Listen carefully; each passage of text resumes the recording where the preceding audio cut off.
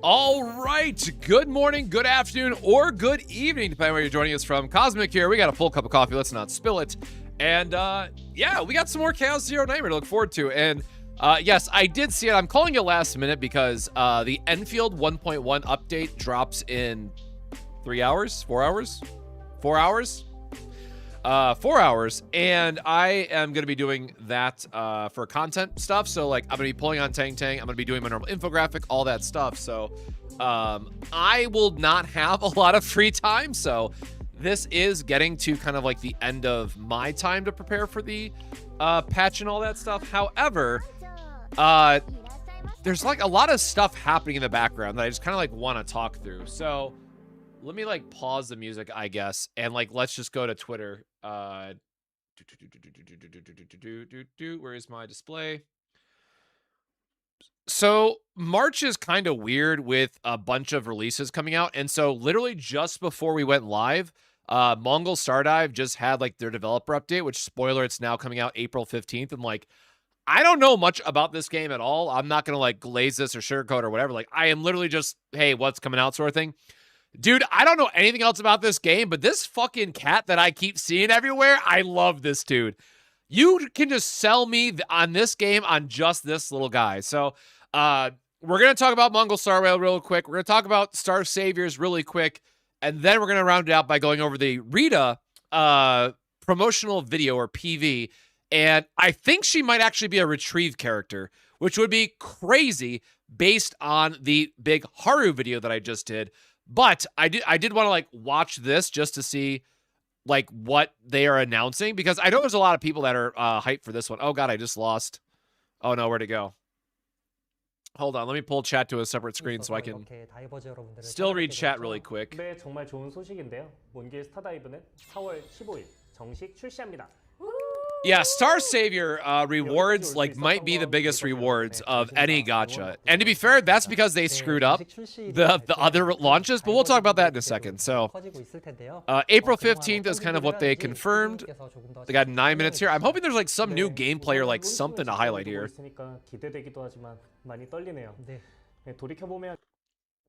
So the only bad news I've heard about Mongol so far is who's producing it, but I like the fact that they have PlayStation from launch. Like, that's always a big deal to me, just in case, like, Bree wants to play it, or if I want to go play it in the other room, like, having it on a PlayStation, accessibility is important.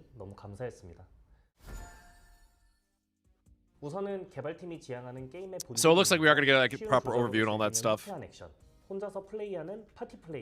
Rita might draw cards as well. We just don't know if she's going to be more control focused, or sorry, more support focused or more damage focused.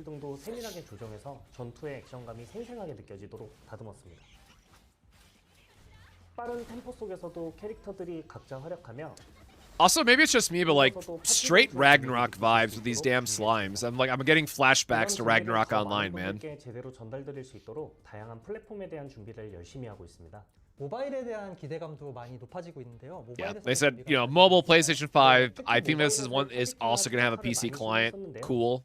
그 PC와 동일한 수준의 매력을 느껴보실 수 있도록 퀄리티 면에서도 신경을 정말 많이 썼습니다. Yeah, mobile looks like as you would expect. 정말 재밌게 된다고요.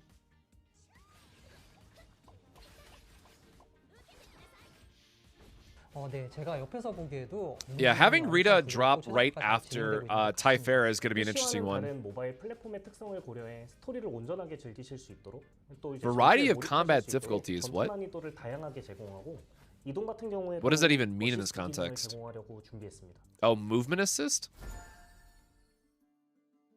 Okay. 이런 쾌적한 플레이 환경에서 몬스터와 같이 공존하는 몬길만의 독특한 매력을 보여주고 싶습니다. 의뢰를 통해 특별한 몬스터를 발견하거나 균열에서 몬스터 군단과 싸우기도 하지만 몬스터는 단순한 적이 아니라 여행의 동반자이기도 합니다. Yeah, one thing I liked about this game is it definitely had oh, there it goes. Like they had this whole like monster collecting element in it in terms of like working with combos and stuff. That I went I was very curious to see how this would actually like happen in live. 몬스터링 합성이나 필터 등 몬스터 관련 시스템들도 Oh, there's like a whole ass codex and everything. Holy shit. 또 더욱 특별한 몬스터인 전설 몬스터도 선보일 예정입니다. 보스 몬스터와는 다른 경험을 느끼실 수 있도록 준비하는 중인데요. Or is it Netmarble? I always forget. 몬스터는 아니지만 왜 전설 몬스터라고 불리는지 직접 느끼실 수 있을 겁니다. 네, 전설 몬스터라니 정말 기대가 많이 되는데요. 네. 또 정말 많은 Okay, so yeah, definitely a legendary monster collecting aspect has got to be interesting. 적극적으로 반영해서 완전히 새로운 모습으로 만나뵐 수 있도록 준비했습니다. 네. 아니, 바뀐 모습을 저도 Yeah, the fact that he's holding the little stuffed cat, I need to know, man. 바뀐 것 같습니다. 네, 저도 보고서 깜짝 놀라긴 했는데 네. 앞으로도 다이버즈 Look at this little guy. I saw a plushie on him on one of their like Twitter posts as well. I was like, holy shit, this looks adorable. 네, 알겠습니다. I was kind of hoping they have more about it because like look, it's another open world gacha, right? But in this one, I'm very curious to see how they do the monster collecting element because that could be really cool.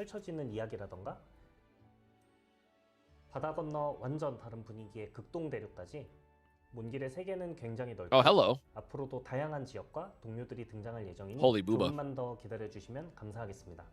네, 개인적으로는 에피소드 3의 엘프 마을이 되게 인상 깊었던 것 같습니다. 앞으로 많이 Yeah, like it's very standard action RPG. There's no surprises there, I guess. 굉장히 궁금해하셨을 것 같은데요. 몬길은 흔히 말하는 반천장 없이 Rate up summons and guaranteed characters. Oh, wait, so you can get... 확정 천장 형태의 픽업 소환을 운영할 예정입니다. 아티팩트에 대해서도 한번 Hold on, what did I just say? 네, Without semi... Hold on. 다이버즈 분들이 굉장히 궁금해하셨을 것 같은데요. 몬길은 흔히 말하는 Feature rate up summons with guaranteed ceilings. Oh, okay, so sorry, I misread that. That's why I had to go back. So they're going for a like a 200 hard pity sort of situation. 천장 형태의 픽업 소환을 운영할 예정입니다. So again, like this comes down to like, is it a guaranteed 60? Is it a guaranteed 80? What's it going to be? 네, 아티팩트 역시. Yes, you can expect to have like 12 hours between when we know what Rita's going to do and when the Typhara banner will go away. 픽업할 수 있는 구조이고 접근성을 높이는 요소도 추가로 마련을 해서 다이버즈 분들의 부담을 최대한 완화드리려고 하고 있습니다. 몬길은 매력적인 캐릭터들이 정말 많죠. 함께하고 싶은 캐릭터들과 Yeah, I don't know if it says much about the game, but like I haven't been too interested in the character design in this game. I just care about the monsters. 캐릭터 이야기를 하다 보니까 문득 지난 설문조사 결과가 Like all I want to know about is more about the monster collecting system. 캐릭터 중 가장 만나보고 싶은 캐릭터 투표였었어요. 글로벌하게 다양한 권역에서 많이 투표를 해주셨는데요. 투표 결과가 궁금하실 것 같아서 지금 바로 공개합니다. 네, 1등은 비비안이 차지했군요. Why am I not surprised that she won? 누가 1등할지 궁금했는데 많은 분들께서 투표해 주신 만큼 몬길 스타다이브 세계에 가장 잘 어울리는 형태로 만나보실 수 있게 최선을 다해서 준비하겠습니다. 네, we definitely did not get them a week early. Like if we got them a week early, we would have seen Rita's already. But no, we didn't get the full reveal until like the day of. 해주실 거라고 믿습니다. 네, 오늘은 이만 인사를 Unless you mean her base kit, but the base kit doesn't really tell you a lot. 분들의 피드백 덕분에 현재 완성도 높은 모습으로 출시를 앞두고 있습니다. 앞으로도 계속 많은 의견 주실 수 있으면 Yeah, so what, 감사하겠습니다. this game 너무 launches in 빨리 like a 끝나서 month then. 아쉬우실 분들을 위해 준비한 게임 플레이 쇼케이스 영상도 최초로 공개합니다. 정식 출시가 정말 Oh shit, 얼마 남지 official 않은 gameplay. 만큼 So all right, 저희는 we'll see what the 새로운 polished 기획과 gameplay looks like then. We'll get a 게임 proper review of it. 감사합니다.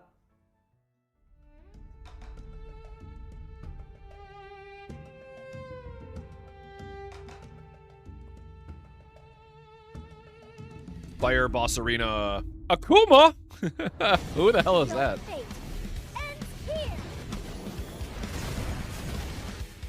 All right, Firefox lady, sign me up.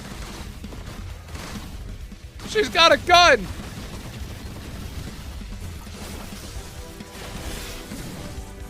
All right, we have a lightning husbando. I'm already more positive on this game now. Bro, she has a tuba?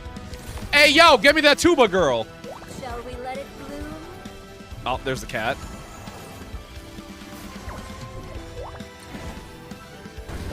A quick time event with the cat is so damn funny, though.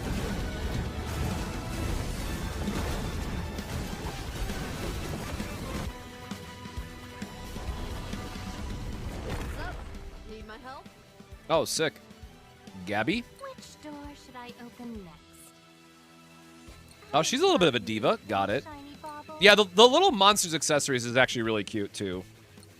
I gotta give him credits on that one. That's like a small detail, but a very welcome one. So, like, the one thing that I will say immediately out of this showcase they're trying to do, they're not really selling the monster aspect of it. Like, they put a lot of effort so far into selling this idea that as you can tell, I'm wearing a Togepi sweater, by the way. They put a lot of emphasis into the monster side of it, but I'm not really seeing a lot of those combos. I mean, maybe I'll have to, like, rewatch the section, but there's a lot more emphasis on the animations for the characters than the actual combo system. Like, is it going to be like Enfield, right? Where you have the combos from the different characters that play into it. Like, not seeing any of the monsters on screen here either.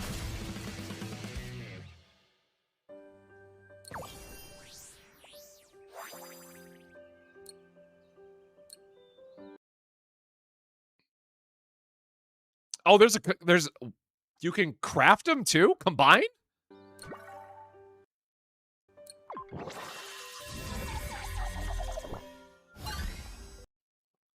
Happy Berry, new monsterling obtained. Oh, and they have quirks too?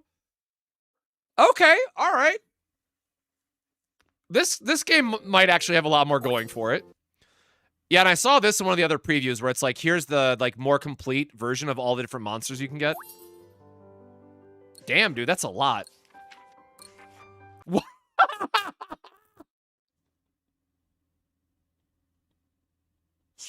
Yo, why that mushroom have a goatee, bro? Hold on.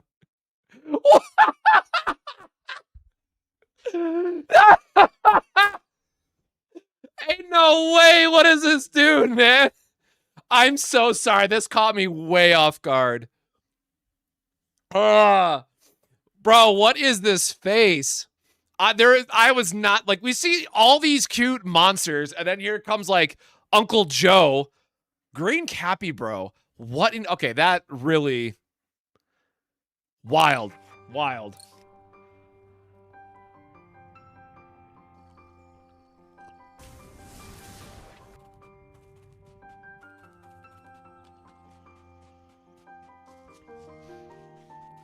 I mean, the rest of this looks pretty standard if we're being honest.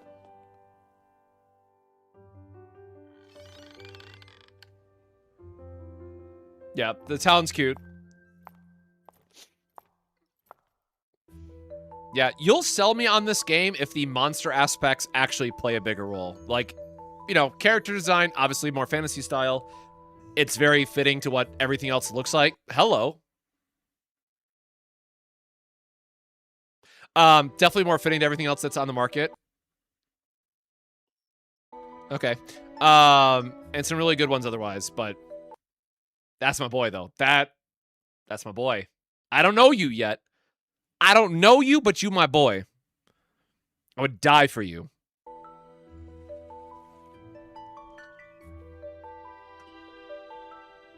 Yeah, the rest is kind of as expected here from a character design standpoint.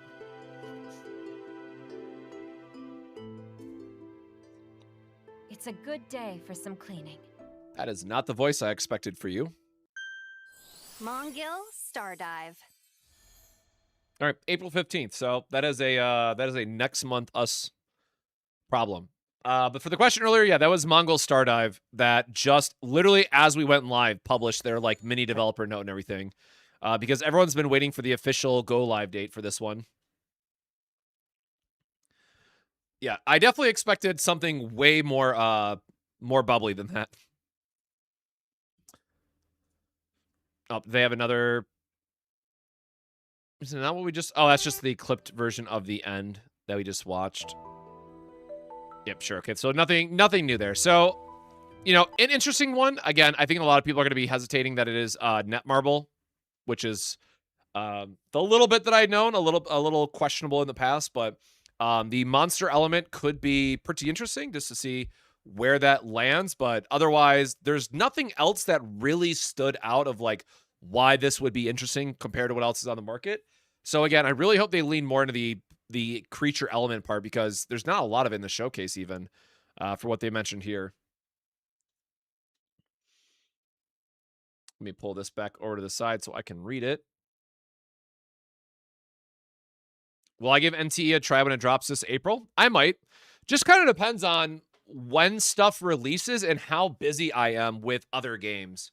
Because again, the Enfield 1.1 update drops tonight, but I'm not sure. Like, I'm going to do my Tang video and all that stuff, but this Enfield update is going to determine if I stick with the game or not. So I'm kind of waiting to see if I continue doing Enfield in the background, like the occasional video, or if I am like fully looking for a new game. The other one that I wanted to mention, though, is here it is. Oh, I didn't save the thread, did I? Shoot. Oh, I did. Okay, cool. So shout out to this person who I have no idea who they are, but there was a big stream for Star Savior Global, and if you follow like Mr. Poke, he's been like the key champion of this game and the only person, honestly, I feel like I've seen even talking about this game. And I was kind of on the fence about this one until I've like looked into it a little bit more. Now, again, the one thing I will say up front, for me personally, if your game does not have any men in it or male characters, right, and have them either on like starting banner or like just somewhere in the world, for me personally, that's automatically red flag because then that can lean a bit too much into the Gooner category for me personally. So I always take a moment of hesitation. That said, unfortunately, Star Savior has a all-female cast, so we are a little bit limited in terms of what we can expect there. That said, this game is effectively Epic 7 meets Uma Musume meets Nikke for like the level up and character sync part of it, because there is like an AFK idle currency that you get, just like in Nikke, how it's not like the main thing, but you just get resources over time. And one of the craziest things about this game, for those that don't know the full story, is that this launched back in November in Korea and Japan servers, and it bombed horribly. Like, it was not a good release. Everybody hated it. Everybody was pissed off, and it was just a overall really bad time. Also, I just realized, for those that are on the vertical source, I did not have my display capture on. There we go. Yep, that should be good now. Sorry. For anyone that's on vertical, that's scrolling by, now they can actually see both. So yeah. The really nice thing here is that the devs have been working on things in the background in a pretty significant way. And in so many words, because Korea and Japan got screwed over so badly, this might be one of the best gacha game launches I have ever seen. Because they are going to be doing a new server launch, which is really important. And spoiler, a lot of people from those two servers I just mentioned are likely re-rolling to Asia, because as we're going through this, it's going to be all simultaneous content going forward. So you might be thinking where it's like, hey, well, what about for, how do we play catch up? Are we always going to be behind and stuff like that? The short answer is no, because what they're going to be doing is a massive catch up program that is going to give you a ton of launch rewards. So There's going to be free characters, which apparently she was a standard free character, which you're not going to be using all that long anyways. But for those that played Epic 7, this game does have a real-time arena PvP system. So if you're familiar with like the light and dark characters or LD characters from Epic 7, this game has a similar thing, but they're just called Cosmic for the light and dark modes. I don't know the official names. I've already forgotten them. Again, I looked this up earlier, made some notes. But you get a free selector. By the way, this pink-haired chick right here is like the must-pull target. But you also get the Arcana, and the Arcana are basically the weapons in this game. But if you've played Uma Musume, they are the training cards. So there is that whole training aspect of trying to roll for the right stats for your characters as well and going through the journey. So just to quickly go through this otherwise, but 140 character tickets, 140 of those weapon tickets, plus a free SSR. You're also, oh God, I wish this would just skip to the next one. You're getting more free SSRs of each element. So much like Epic 7, again, there's going to be 3 different elements on top of light and dark. There's going to be a shit ton of gems for the currency, more story missions. You're going to get 50 additional pulls on top of that. So very long story short. Oh, also there was a free dupe. This item right here, the core, is a free dupe item because the one thing I will say as a small downside again is that dupes do matter for some of these, not all of the characters. So you do want to save your core. But to just kind of jump down here to the most, wow, that is a risky clip. To skip down here to the rest of them. There you go. There is going to be over 1,000 pulls between all the tickets, gems, and all that stuff. Now, the thing I want to stress here, of course, with any gacha launch and all that stuff, whenever you see a tag like this, it is a very much a, hey, let's wait and see how you actually, you actually get them, because this could be like, you know, the launch update. This could be over, you know, it could take a year to get. You really have to wait and see exactly how you get these and how it breaks down. However, if you look through and, oh, that's the core again. If you go back through like this full announcement, the full stream, like there are a bunch of these promotions that are saying like, hey, here's a story event, what have you. Here's, you know, what is this? 100 free. Yeah. Here's 100 free polls that you're going to be doing for that first update mission. So it's just like, they are throwing a shit ton of tickets at everyone to get them jumped in for the content. And then I haven't played it, so I don't have very strong feelings about this one, but everyone has been making a very big deal out of it that there is going to be, is it this one? Yeah, so this is by the same company that did Counterside, which I've never played, so I don't have any strong feelings, again, as I mentioned, about it either way. But they're going to be doing this collab event with Crimson Desert, sorry, I was reading chat there, with this game on launch, their other game, and then with a bunch of free SSRs and free, more poll tickets and all that stuff. So with Counterside, they're going to be having a really big promotion with this as well, which of course is going to lead into more characters, and then it's going to rotate into, everybody was apparently making a big deal out of this character. Again, I personally have no idea who this is or any type of attachment to this character, but I know a lot of people are making a big deal out of Rosaria. Again, if you played Counterside, let me know how big of a deal this is, but apparently it was a big deal. I don't know. It's not my, not something that I've played in the past. But this is something that I know a lot of people have kind of been on the fence about just because of how awful it was. By the way, love her design. A lot of people were just, sitting back and watching how awful, and then randomly, here's another event with 150 free polls.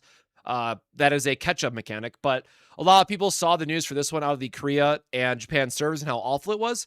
And again, I'm not going to sit here and defend the monetization for any gacha game at all. And so I was watching some clips and like trying to find more information. I thought people were exaggerating when they said how bad the monetization was for this game. And then I actually saw what they have in game, and they have 5 different battle passes to buy. And like, if you were to buy all of them and to keep like 2 of them were gems, 2 of them were like your normal, like currency stuff that you would get in game for like character XP and stuff like that. And then there was like an entry level version. And then on top of those 5 different battle passes, there was also a monthly card, so that if you were buying everything that like, for me as a light spender, what I would normally buy in a gacha game, my normal spend is like what, $5 for the monthly pass and then $15 for a battle pass every 6 weeks, or, generally however long they last. Bro, it was something like $50 for all the battle passes monthly, basically, for this game instead. I'm just like, all right, that's a little bit insane in terms of just like that is well beyond what I would consider a light spend. If you're spending $50 a month on this game, or again, I think it was every 5 weeks over there, but basically $50 every 5 weeks, right? It's a pretty massive difference in the spending that you're doing. But the other thing I will say is that this is not all, it's not all PvP based. Yeah, by the way, this chick is super meta. That is the only thing I know about the game so far. There is going to be RTA like Epic 7, where it is a 5v5. You pick your characters. There's a rotation of I pick one, then you pick two, then I pick two, right? You get a ban, all that stuff. So normal PvP stuff as you would expect, but there is also going to be endgame PvE content, just like Epic 7. Now, the one thing I will say, because again, before Chaos Zero Nightmare launch, I did look into Epic 7. I was bummed out in Epic 7 that there is, you go through your tower trials and all that stuff, but like there is just not there's not really any PvE in that game. All, like, if we're being very honest and calling it like it is, PvE does not exist in Epic 7. So I'm hoping that in this game they do this a bit better, because again, this does launch on the 20th, or I guess it's the 19th if I remember correctly. I don't think they had the date in here anywhere. No, I don't think we have the date in here. Or 3/19. There you go. I couldn't forget whether it was the 19th or the 20th. But for a turn-based game, it does look very familiar. Otherwise, if you've played like Star Rail or any other turn-based game itself, there is a little order bar or like a speed bar at the bottom. So like more traditional JRPG, turn sequencing, all that stuff. Of course, supports are really good that can cheat action timers and like raise up your characters. Like, to show my age, right? Bronya 1.0 in Star Rail, she could cheat a character at the front, and that was always very good. I'm sure that's going to play a similar role here as well. But the animations, and I unfortunately don't have like a good, I don't have like a good one saved up for like, actually, no, I do, because there was I just watched one earlier. Don't worry, Shaq. The general give. I'm still not paying for YouTube Premium. Anyways. So, here's just some animations to like go through really quickly, and you can see here at the bottom there is like a little action bar in terms of like when the enemies are acting, who's up next, all that stuff. But otherwise, it is very much like, yep, you have a ultimate, you have a skill that you can use for action points, and you have a basic attack. Fun fact, Bronya is still really good. Hell yeah, that's my girl.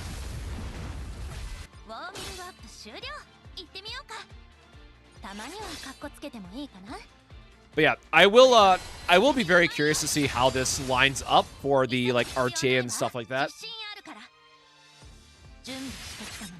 Get myself an ad blocker? Man, maybe. Maybe one day.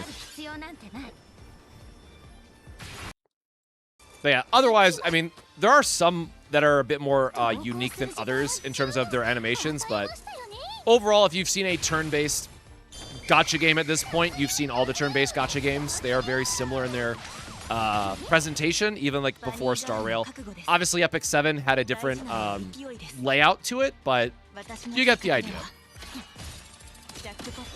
But same thing again for me personally, there is not a single dude on this entire roster, which is usually my personal red flag, but there is actually like her design's sick. Like, I absolutely love her design. So there are some cool characters to look forward to, man. But I just hope that they don't go like over the top, you know. I hope I can stream the game, basically, is what I'm trying to say in so many words, right? Yeah, I hope we get the Rita preview soon. But like, yeah, again, massive sword and shield. Like, there are some good designs otherwise with like the tanks. And like, her design is not by any means inappropriate. And like, again, I get it. It's a gacha game. They gotta sell characters at the end of the day, but some of them are over the top otherwise. Oh, actually, oh, she's a clean... Is that a... I thought that was like a giant brush at first, but I guess it's a broom? Oh, it is a broom. Okay. I thought it was gonna be like calligraphy, but she's a maid. My bad. So yeah, again, does not look that bad. There was some previews on there. What did worry me about this game originally? Can I not type Star Savior?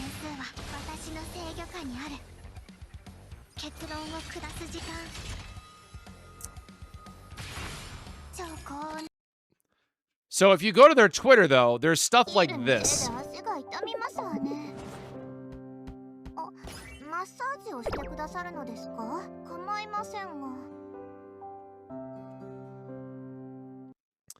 So I don't know what this is from or where this plays a role, but it's a bit much. It's a bit much for me. So again, I think if you look at what I showcased in that video versus like what you see on their Twitter right now, it's two very different things, if you ask me. Like, there's two very different vibes going on. Oh yeah, here it is. The Star Savior Counterside collab.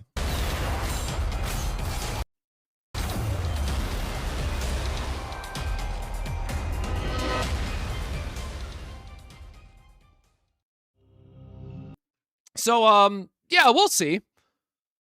We'll see where this goes. Or I think this one was like not bad if it's what I'm thinking of. Like you're on a lunch date or something. So I'm assuming that these is supposed to be tied to like the Uma Musume training mode, and these are like random events that you can get. But again, like this is okay. I think this one was like even okay as well. Was this like the lounging one I was thinking of? Not the one I was thinking of. Was it down further? Anyways, you get the idea. You get the idea very quickly.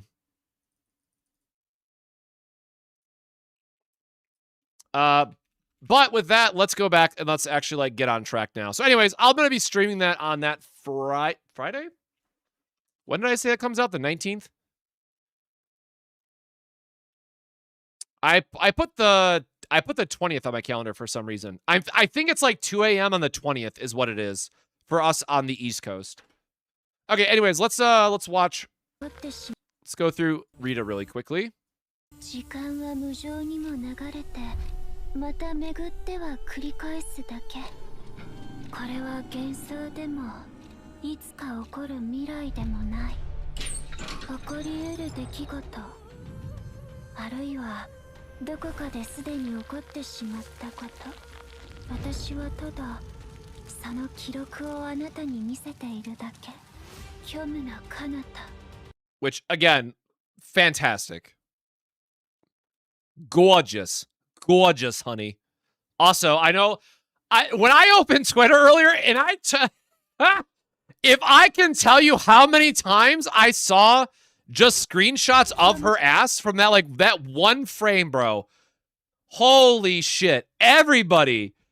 I opened my Twitter after a call at work, after a meeting, and I just see this retweeted like 20 times in a row, this one frame. And I'm like, look, we're all fans. I get it. But I'm like, God damn. God damn. Woo. Oops.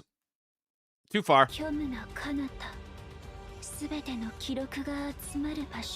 No, it is not Photoshop. People will just really grab that one preview.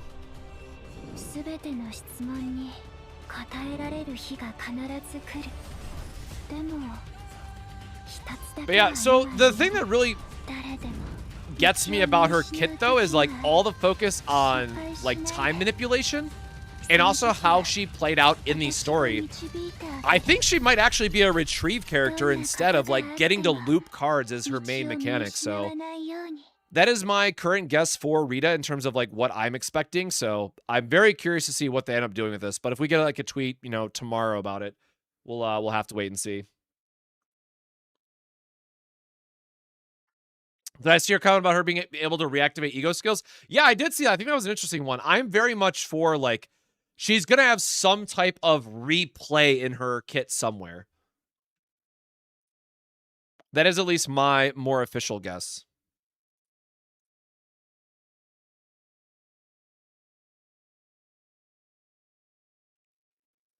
But enough with all that setup. So yeah, lots of cool games to look forward to. Mongol Star Drive is going to be April. Star Savior is going to be quite literally next week. So that'll be like the tail end of Rita's banner for me. So it might be like 3 very quick days of Rita's banner and trying to knock out some videos and then right into Star Savior.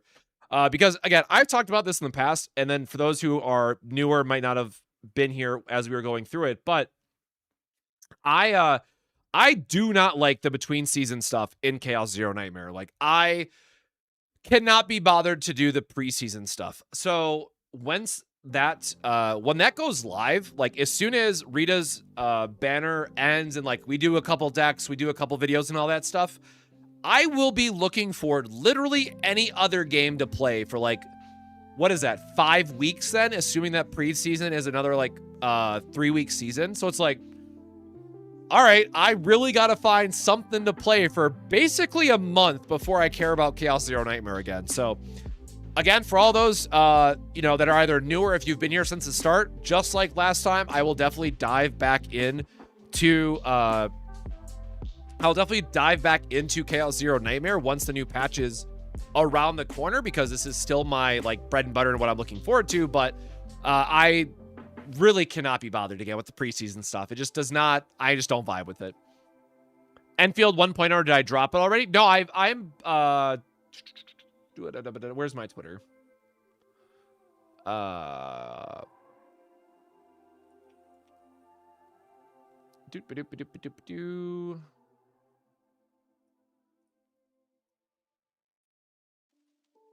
So, I am still playing Enfield. I am still working on it. But for me, like, I'll put out my, for those that don't or haven't seen these before, I do a bunch of infographics for Enfield currently. And so, like, I will have my Tang Tang one up eventually once we get all the information for her. Like, I'm going to be pulling on her and all that stuff too. So, when I can, I'll make sure that I have this updated and released and all that stuff.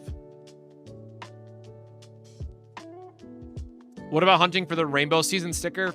I don't really care about cosmetics. Like, I am someone who strictly just wants to play something for, like, more of the deck building experience and, like, getting to experiment with the characters. I've never really been, like, an achievement hunter. Slay the Spire 2. If I start Slay the Spire 2, guys, you won't hear from me. I'm sorry. Like, I am very much someone who recognizes that I am not allowed to play certain games if I want to keep making content. And unfortunately, Slay the Spire 2 is one of those games, because you will not see me for a couple weeks. And that's not good for, you know, YouTube and all that stuff. I am in the Enfield content creator program, and in so many words, that is maybe also one reason why I am not motivated to keep up with Enfield. That is about as much as I want to say for the creator program.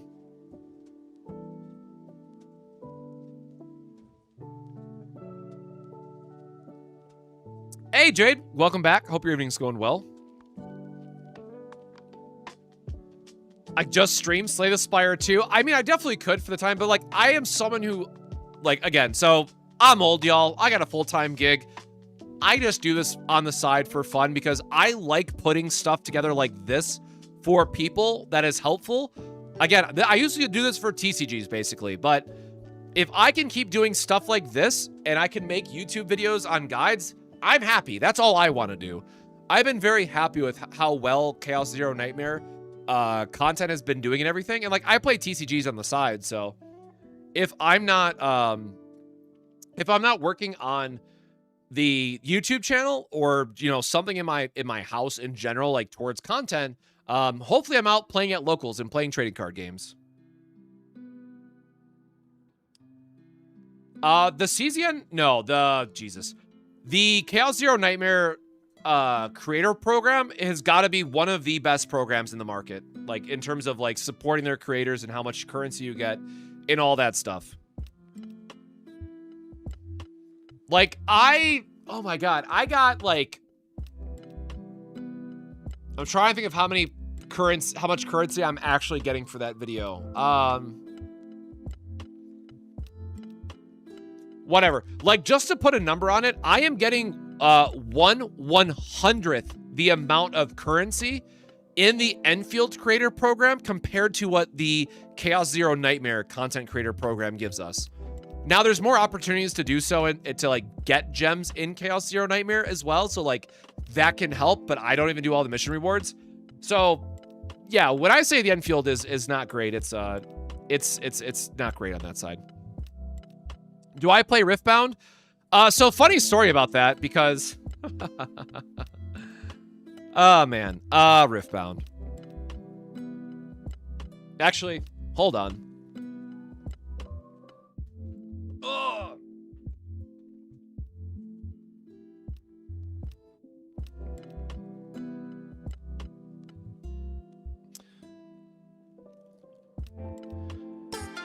Oh, sorry, okay, so story time.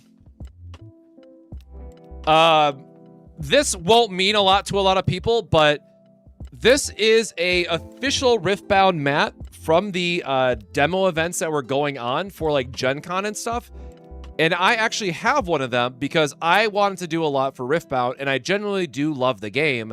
But this is like a super exclusive playmat that I was very kindly gifted to by some people at Riot, and I am very thankful for it. So I have not, you know, this is my personal thing. I just use it, and it's going to be, you know, something that stays with me.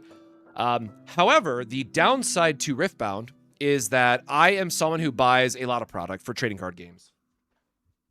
I usually am the person who buys a lot of products so that I can give extra bulk and stuff away for locals.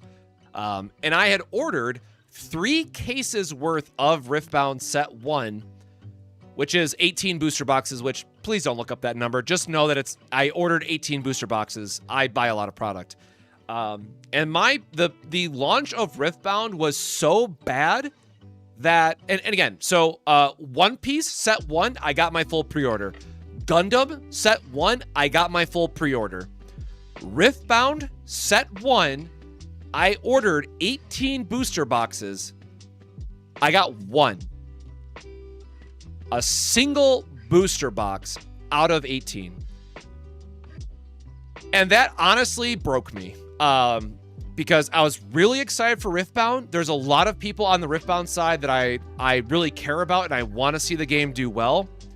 But I was so, I don't want to say like pissed off because like I wasn't angry about it. I was just disappointed. I was so upset with the current state of the TCG market. And again, so just an example, this card got spoiled today and this card immediately got bought out before I could even, I was in a meeting and this card got bought out. I am so tired. And by the way, this is like 3 p.m. So this was like 6 hours ago. I tweeted this now or whatever it was. I was just absolutely shattered by the fact that Riftbound was just inaccessible for me.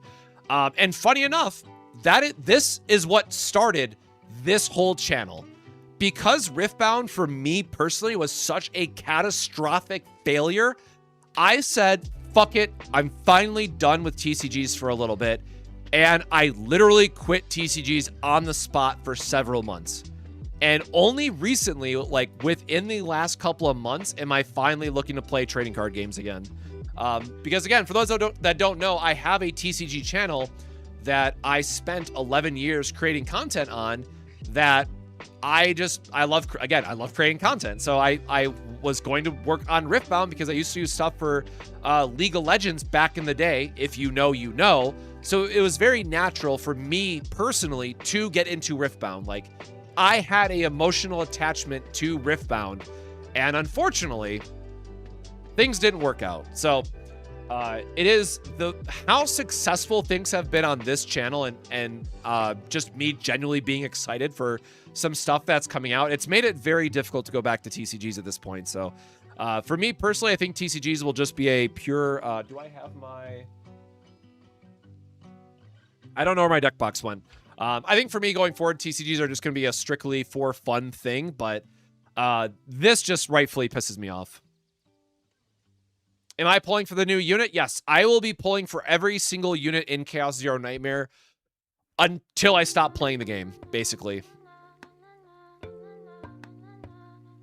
When I don't create a new guide and a new infographic For CZN, it's because I quit the game.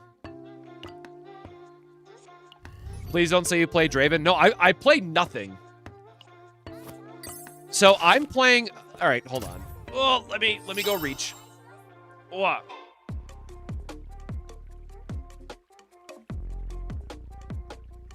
right, one more show and tell, then I promise we're actually gonna play.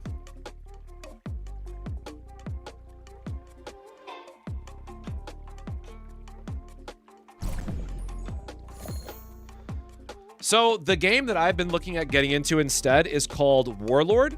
And if this is going to actually like zoom. And again, I apologize that it's backwards, but I'm too lazy to fix this apparently. So this is the game that I've been looking into lately. There's basically like raid bosses that you can fight in this game. And it's also a like 1v1 style of game. But it is basically like D&D the card game because there is like a D20 aspect to it.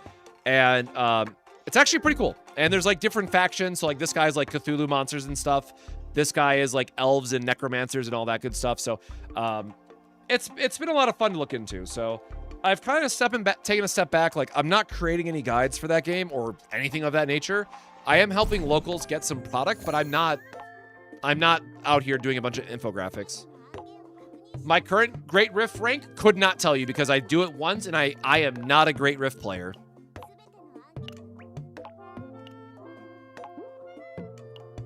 For me personally, like I have far too much going on to care about Great Rift. I did it, I think, once, and that was it. So the other... Okay, hold on. There's more context to that. So, yes, in the past Great Rifts, I usually get to 1,000,000 points and then quit. We're in Platinum right now. Ew. Yeah, I haven't even broken 1,000,000 points in this. So, usually what I do is I pre-farm for the Great Rift. Like, I have an idea of how the mechanic's going to go. Like you can look at the Serennial side of it, and I got a 1,000,000 with Nia, like within hours of it going live because I pre-farmed and I knew that stuff. I knew what to expect. Unfortunately, I got sick for this Great Rift, so I did not get to pre-farm as much as I wanted, and I've been trying to farm this Haru deck, which, spoiler, that's what we're going to be farming tonight again. We're still chasing this damn Haru deck, and I haven't even gone through to build a Team 2 yet. I have literally been chasing a Team 1 deck in Great Rift for over a week at this point. So it's been not a good time.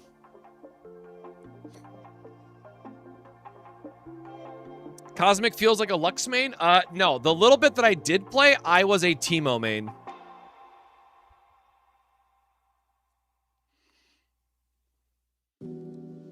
Takes forever to get potential materials that's literally days worth of stamina. You will get to a point where it does not matter anymore as long as you pre-farm because, like, look, you can see I have the next Passion character completely pre-farmed. I have the next Justice character completely pre-farmed.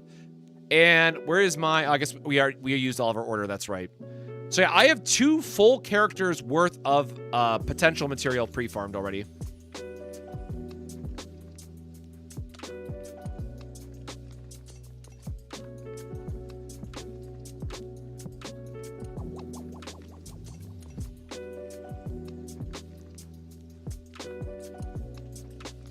Well, that's the thing, right? They made getting into Masters even easier now, so... Again, I think it's like... What is it even at right now? Like, probably 1.3 million if I had to take a guess.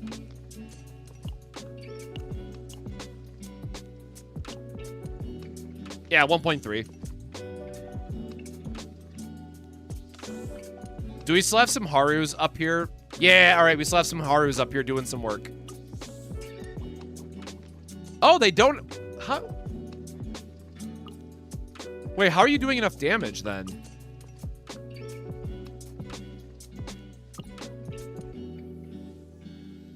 Oh, because they have the veracity. That shouldn't be that much of a buff. How the hell is this person clearing without the vulnerable?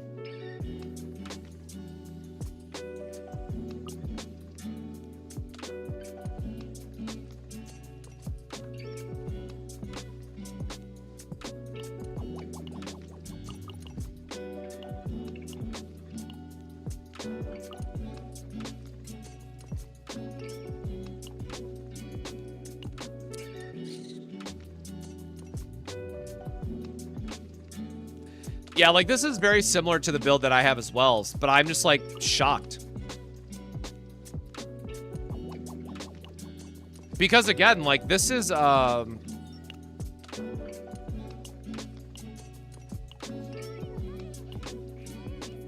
like, this is my Veronica. And it's the same Kowalski variant. And plus I have tentacles to boost Haru damage.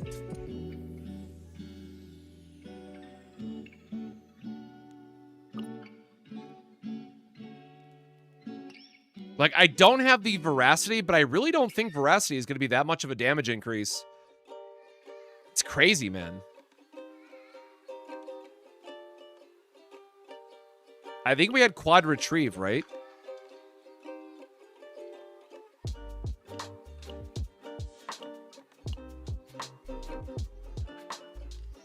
Huh. I have no idea how his Veronica was clearing that.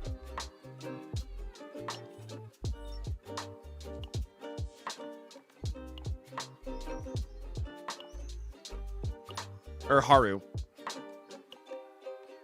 Yeah, and like these don't have upgrades. Oh my god, I am so lost. They gotta be... God, they gotta be like a higher ego manifestation Haru then.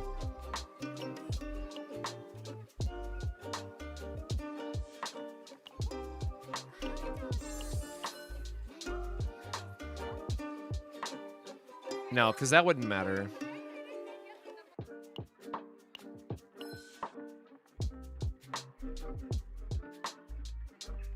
Oh, okay. It's not even a lot, right? That's only like plus 60. That's like 4 morale or 3 morale boosts.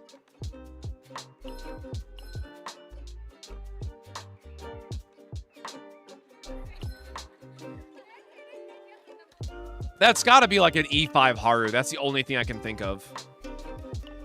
Because like our potential, right? We have her maxed out for the ones that matter.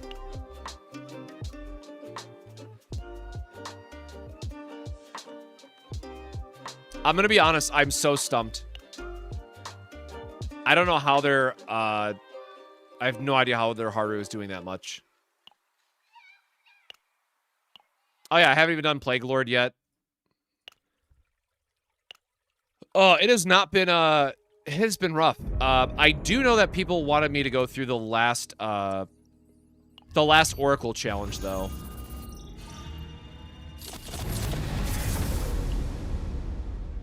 Because we have, yeah, we have this guy left.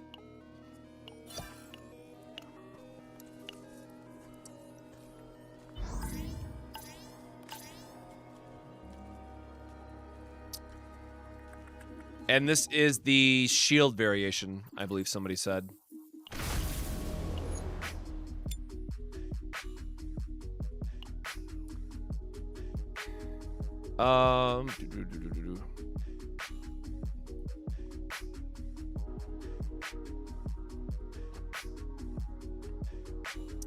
I mean, I guess we just make a full shield, right?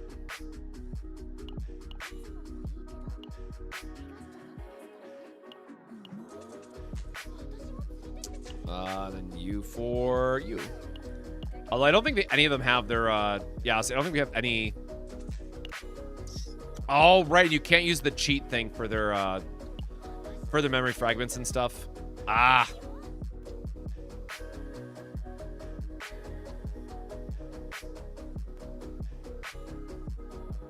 We are missing...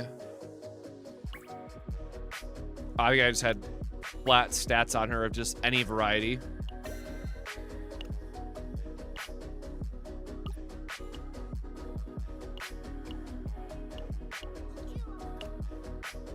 Yeah, I love that the devs are at least experimenting with different stuff and giving us more to look forward to, but I know a lot of people were saying we're expecting a little bit more of a challenge on it.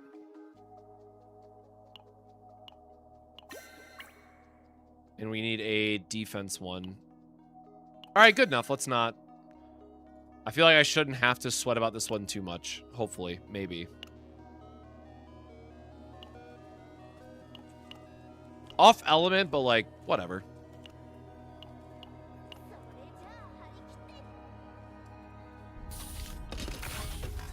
So yeah, we're gonna run through this and then hopefully hopefully work on Haru.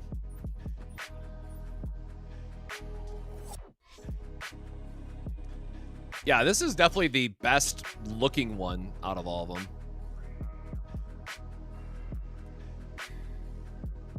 What is this dude's core made out of, actually? Hold on. There's like this giant spear coming out of it. Like, there's obviously some type of ball holding a core. And then this giant light coming out of it. Wild. Increase shield gain amount by 200% at the end of turn. Retain shield and inflict fixed damage to all enemies equal to shield owned. Sure. Max health is great when we're trying to get our shields. Keep in mind for shield gain. God, this background is so gorgeous, man. I wonder if this is in the local save files that they have, because I would love to have this background. It's a sick one. I wonder if it's in our local files to get that.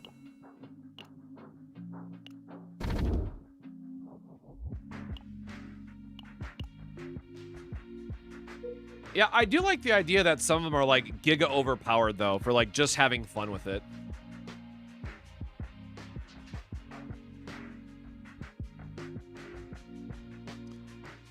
All right, same as always, we are going to help prioritize for early elites for more currency as well as shops. So we have an elite here, we have a shop here, but no elite on the bottom track.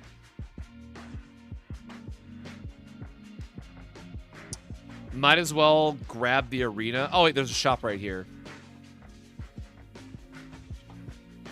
You know what? That's fine. We're going to go for the arena buff anyways because it's free points and just like Whose Line is anyways, the points are made up and don't matter.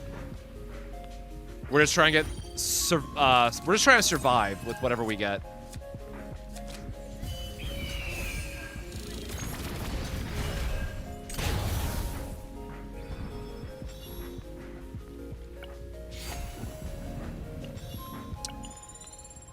God, was that the trigger from the shields? Like, holy hell. Felipe is just going to turn into like an auto nuke with this then, with her vultures. 468% shield, damn.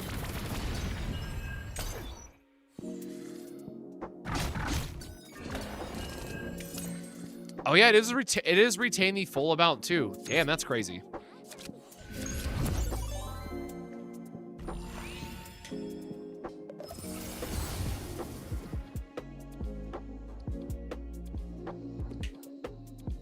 Oh, we don't get the shield then. That's just purely damage. I think we do care about making sure that we're getting shield gain is a priority here.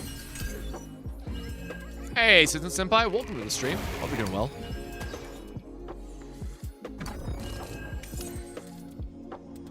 But yes, also back to the Enfield conversation earlier is that yes, we are going to plan on ending the stream a little bit before Enfield goes live, just so I can take a break, probably make some more coffee, and then we're going to try to stay up late playing the 1.1 update so I can work on the Tang Tang video. So we'll see how that lines up.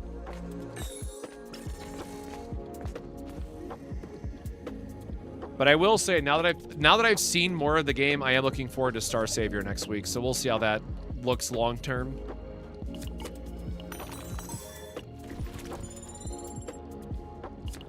I am holding my best, holding it together, Simon, so thank you. I got some boosters from my doctors on Monday, so I am unfortunately, the COVID booster is kicking my ass a little bit. Have I not gotten these yet, I guess? I haven't.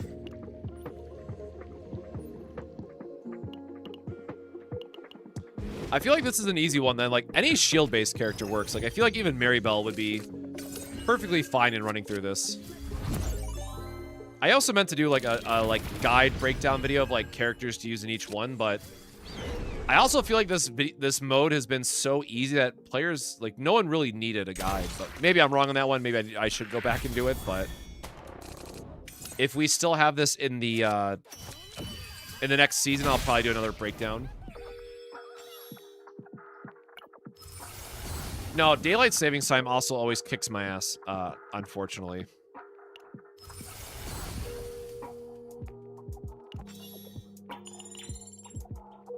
Yeah, Shelter Strike would actually go crazy in this mode.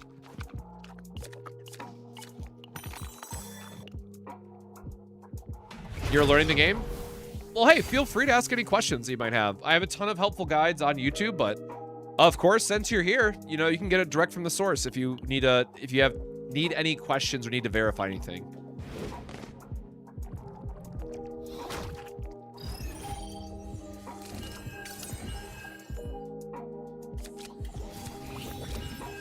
Oh, I was like, I just realized I had Whirlpool in my hand.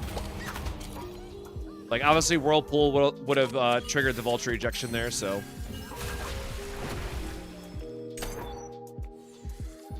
But yeah, right now we're just going through what I call the Oracle challenges, which are the new mythic codexes that they added in this season.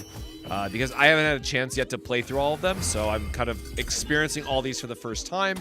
And this is the last one of that list to go through. And then I will have done each of them once. Again, I'm not going to sit here and go through all 10 oracles to get the full rewards. I will say maybe that's like the downside of the creator program being as generous as it is for this game, is that I don't really have to go out of my way to get all the other like gems and stuff like that. I can just play the game how I want to play the game. Of basic attack cards. But if I really wanted to get, geez, okay.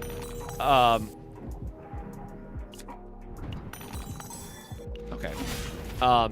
If I really wanted to go through and get as much pull currency and all that stuff, then yes, I would be going through and making sure that I'm getting every resource possible, which would include doing these challenges 10 times for each one of the oracles, or divines, I guess I should say.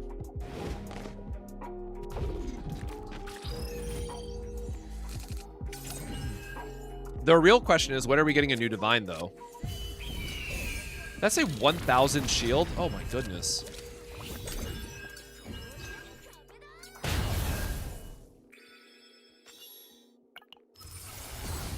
Yep, the defense is sick. Like, I'm just motivated to take the highest shields amount. That's all that matters.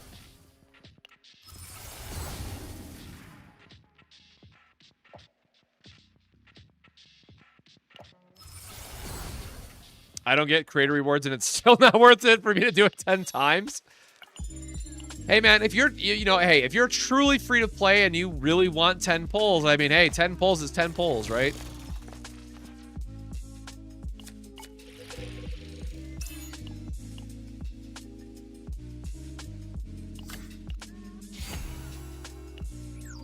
The only thing I'm really having a problem with is deck building and what to choose, what and what to discard.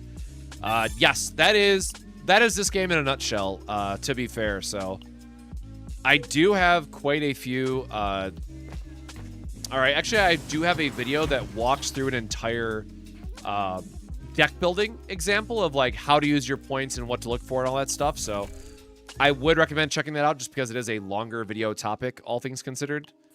And it's not an easy topic to break down, at least in the sense of this stream.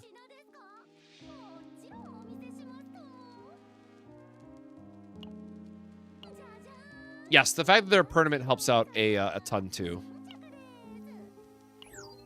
Actually, Resolve's good, I guess. Maybe we get lucky and we have a divine on it.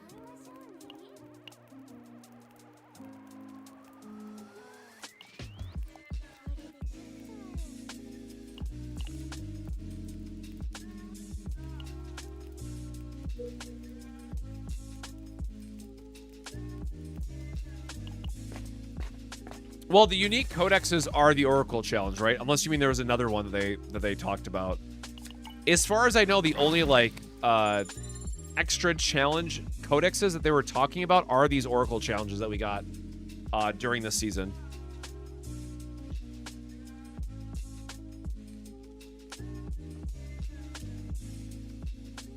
Typhera and Narja are technically supports for different styles of characters in the game.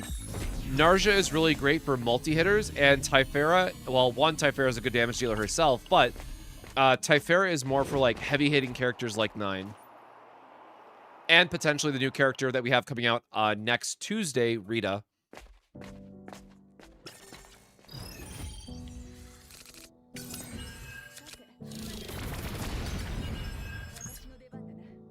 All right, that's on me.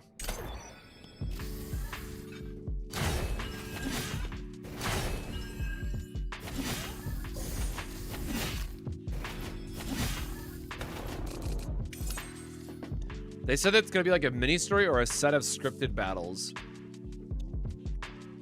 I do not remember that. Let me check the roadmap really quick. Am I just forgetting something?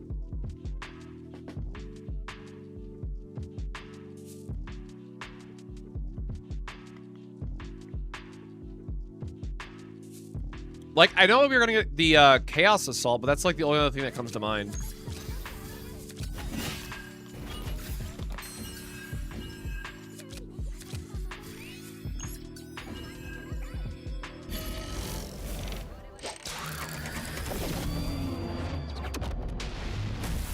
Yeah, Narja and Typhera are kind of, they're kind of funny in that way, is that they can do, like, a respectable amount of damage, but they are meant to be played as, let's get our shield. They're meant to be played as, support characters.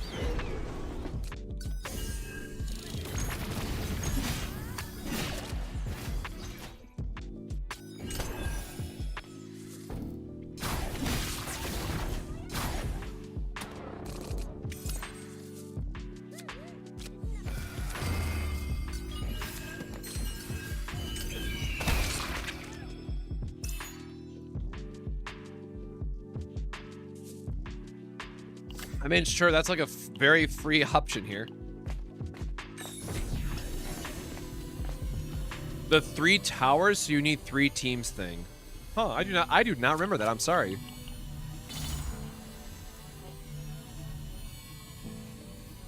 No, I do not remember that. I'm old, that's my excuse.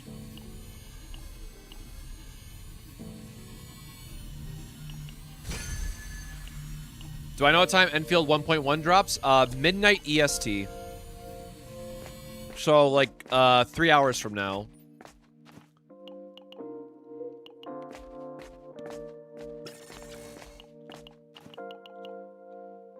So I will be in the Discord talking about, like, the updates and stuff like that, but I won't be streaming it just because I want to try to, like, get through it.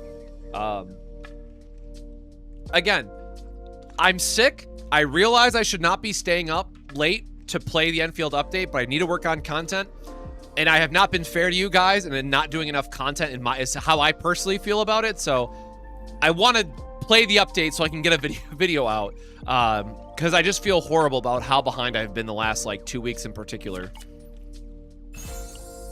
Right after I said I was going to put, like, more effort into the channel and everything, so it is definitely on my to-do list.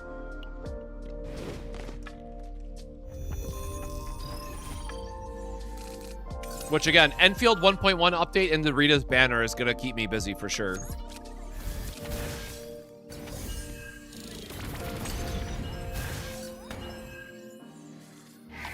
I should have used the Iron Wall there first, by the way, for more resolve, but it is what it is.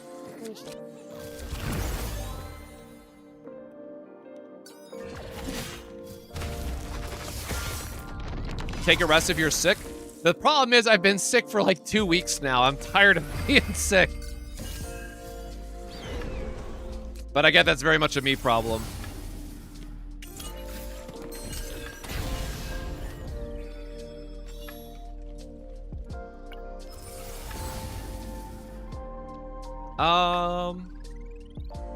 No, we still want our initiation. We just want to get our shield stacks going.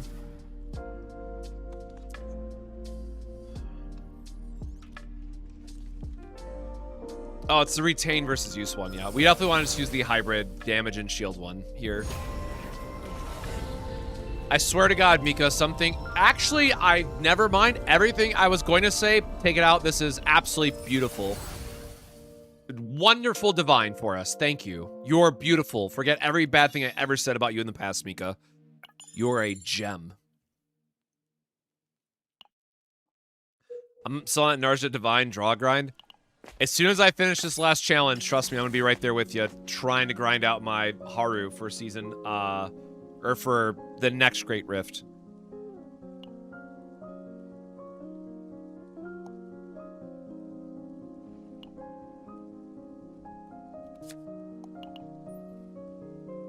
Is this just not the beat up? Why have I not seen the rare version of this yet? Alright, let's beat him up. I feel like I should beat them up for some reason, so...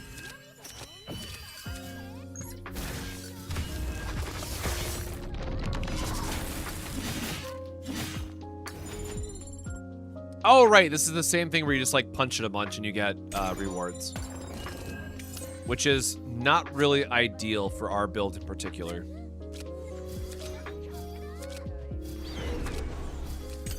Not really a lot we can do here because they're always just going to hit for one. Purification protocol shown in the 2026 roadmap.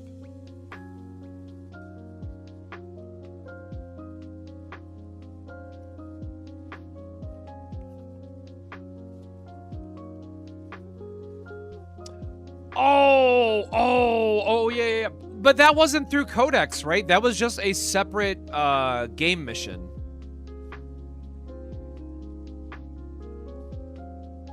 God, okay, maybe I need to go back and rewatch that presentation. I might just be completely off on this.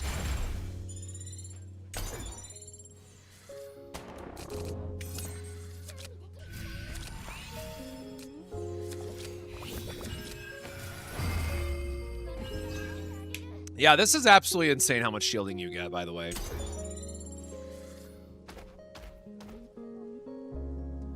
Yeah, the carryover HP insanity thing, I do remember because they were basically like, yo, dog, your teams are going to have a breakdown. Deal with it. Yeah, I know I said this back in December, but I'm going to say it again. April is like the season that I'm waiting for because for me personally, I think whatever we get in April will be very telling on the future of Chaos Zero Nightmare and where the devs are going. So... for me personally, I put a lot of faith into April being just an absolute banger of a season. And if it's not, then we might be in trouble.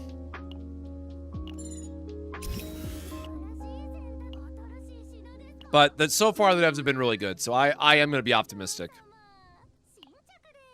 That is not the right one I was thinking of. Sure, we'll just get rid of our stress.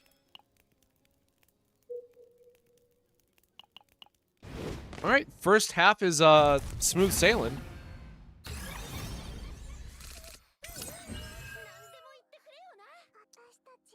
Man, that's so insane then. Like, we get corruption mode, we get purification protocol, we get chaos assault. There really is a lot going on. And then I guess achievements for each combatant if that's your thing too. Limited summer unit after next season, right or no? We do not have any confirmation on when to expect the next seasonal.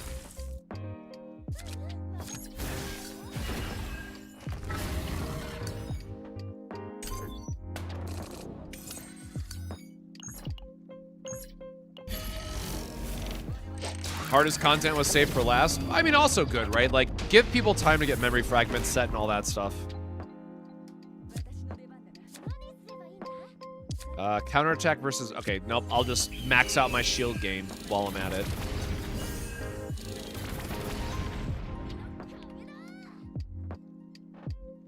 Wait, is April half anniversary already? Oh my god. When did, Oh, Jesus Christ. Have we been doing this for almost 6 months?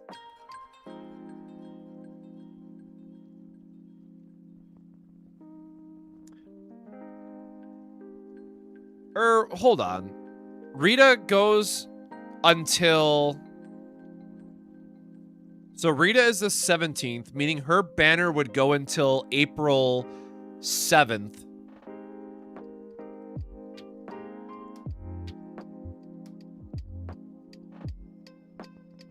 Wait, are Are we not having a preseason then? April 7th. If we have a... So April 7th is the end of Rita's banner, which would mean 3 weeks would be... Oh, wait, no, that's April 28th. Okay, never mind. Season 3 could start April 28th. That sucks. And that would still be April in their roadmap. All right, never mind. I was about to be on super copium that we're not going to have a preseason, but we are certainly going to have a preseason. Did Chaos Zero Nightmare launch early October or end of October? Like, I know I could go back and look this up, but I just do not remember for the life of me. Because it would be cool if they did, like, I guess they could do, like, a preseason half anniversary.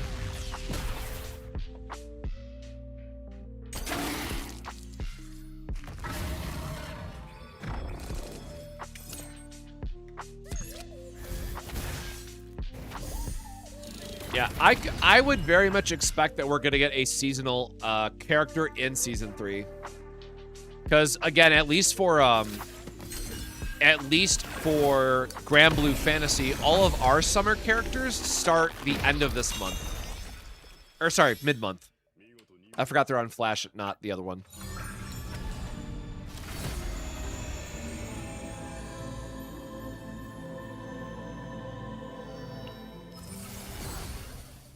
Good old Whirlpool.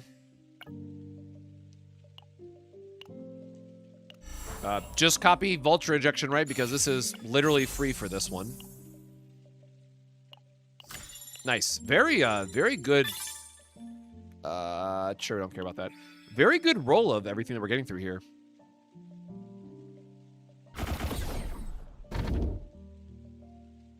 Well, again, so... Full disclaimer, I apologize, but I am not the biggest gacha player in the world because I started back up with Chaos Zero Nightmare, but, you know, I know what we do for Grandblue Fantasy, but what are you expecting, or what is your wish list for Chaos Zero Nightmare half anniversary if we were to get one? And don't say something like polls, because, yeah, we all want polls, right? Give me some creative stuff. Like, what would you expect? Because honestly, I don't know what to look forward to, which is kind of exciting in its own way.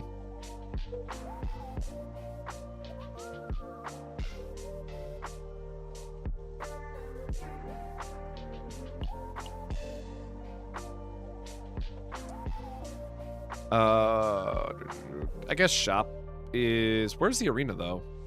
Okay, never mind. We're just going to go straight across here, whatever.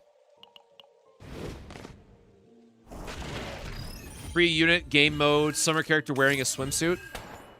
Oh, be so careful what you ask for, right? Owen swimsuit, here we go! Owen in a Speedo, baby, let's go! We got... Could you imagine?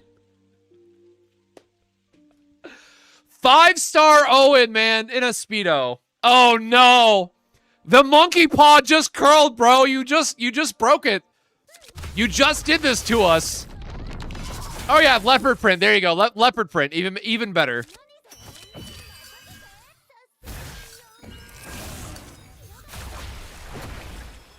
Speedoing? That's actually fucking hilarious. I love that. We will end up service.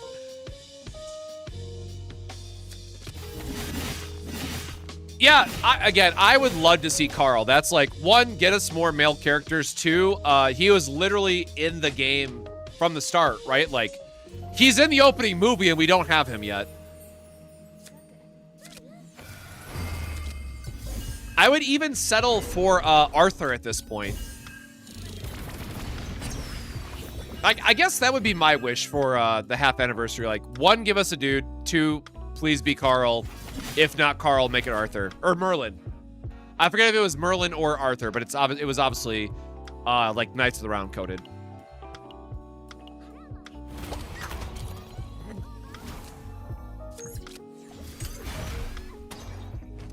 Oh shit, right. Yeah, Euphenia is on the website too. Oh shit, I kind of forgot about her. Oops.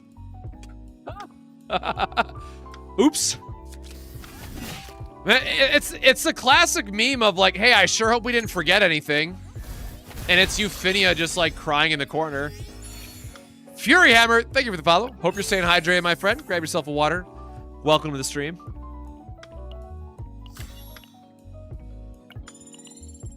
Maybe 4 stars are the friends we made along the way. Well, man, like, give us Adelheid too, right? Like, you know, we can't do much about leaks and all that stuff, but like, her kit looked interesting at least.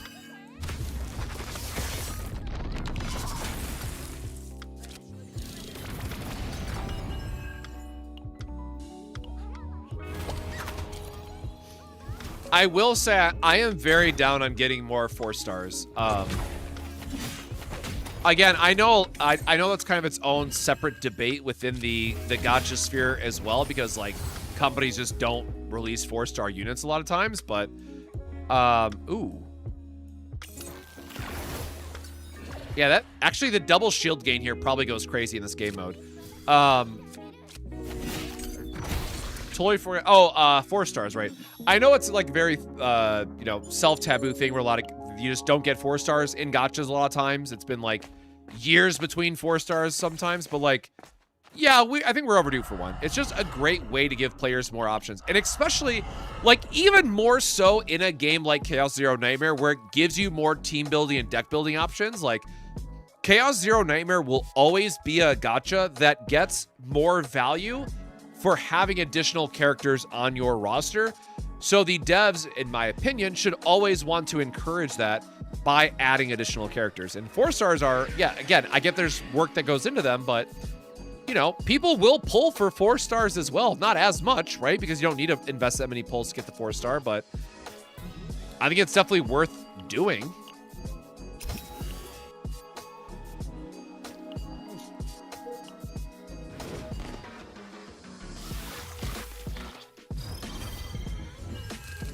Yeah, I would really love to see Agony explored more as well.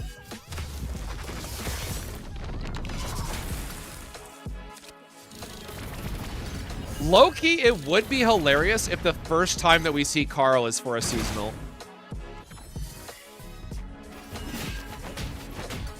That would be like the most insane glow-up, going from a rumored 4-star up to a seasonal swimsuit, you know, upgrade.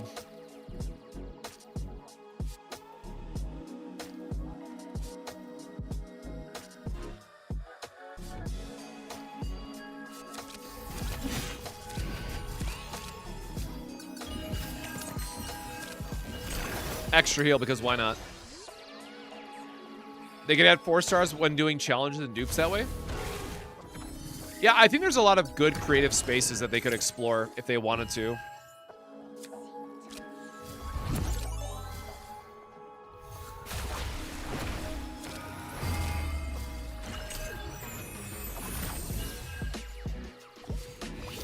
Oh, you know what? Good call, by the way. Have they said anything about the rewrite? I haven't heard anything on that.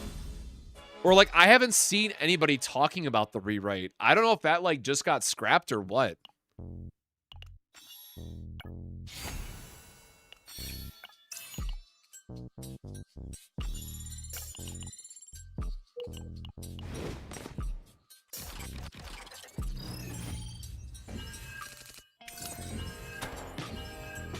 I will say Magna is pretty nice. I love our OG Vanguards, I have to admit.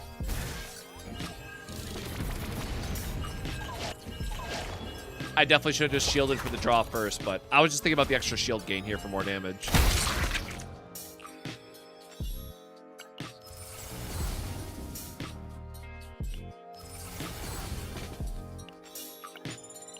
Yay, free AP boost for a turn. Thank you so much. More arena just because, hey, free buffs are free buffs.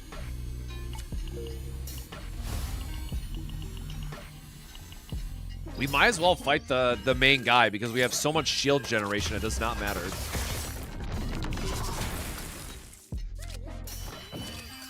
What do I think about the story? It's hard to call it one, right?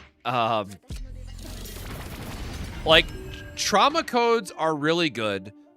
Like, hands down, trauma codes are actually, like, good. I will say, like, they can do a lot more on that end. These seasonal stories, I think, are, like, okay. They're, like, trending in an interesting direction. Like, I do legitimately wonder, like, what's going to happen next. I think they're all right.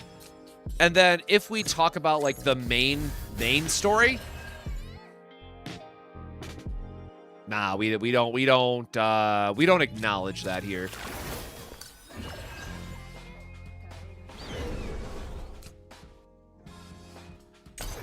But yeah, the trauma codes just make me sad that we don't get more of that team to work on stuff.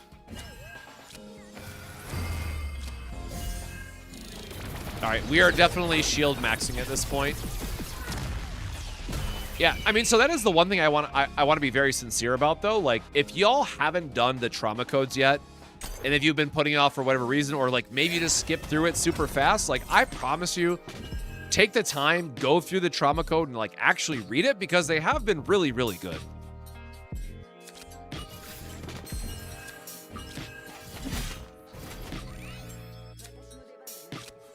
Okay, we are, again, twice your HP is the shield cap, so we are very capped.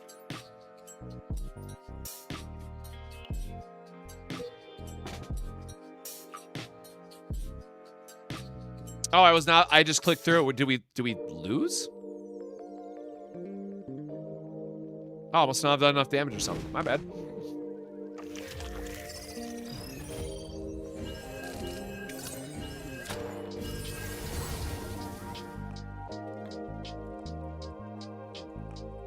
Sure, man. Counterattack.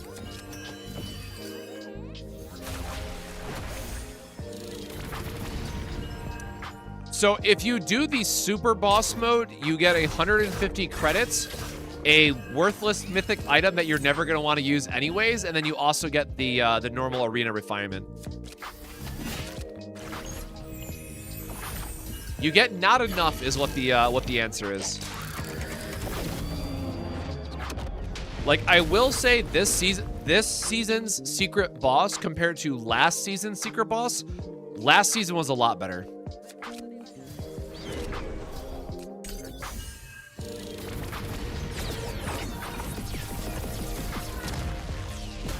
But, like, I also understand this is only the second time of the devs, like, trying different stuff in a season, so I'm perfectly fine with letting them try new stuff in different seasons and figure out, like, what is the best season as, you know, viewed on by the community.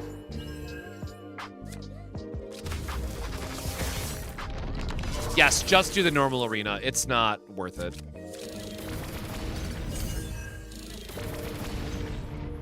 And unfortunately, Kalipe is about to have a little bit of a breakdown.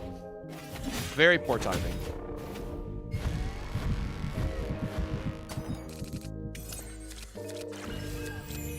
Nope, I forgot those were both Mika. I just messed up there.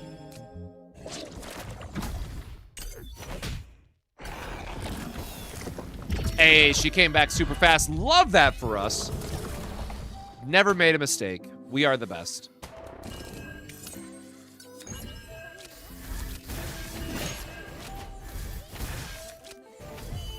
Big shield.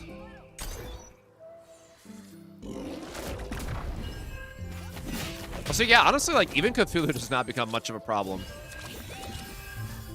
Oh, that should kill him with the extra damage.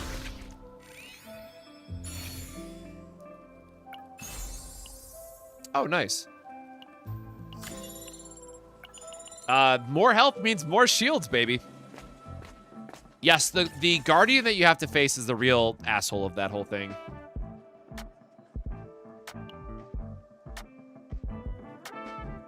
Empty laboratory? Man, I do not remember what this event actually is.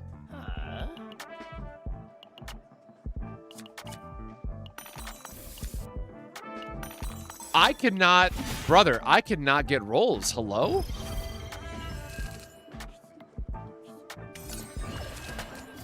This game is just like, hey, bro, you just can't have nice things today. Got it.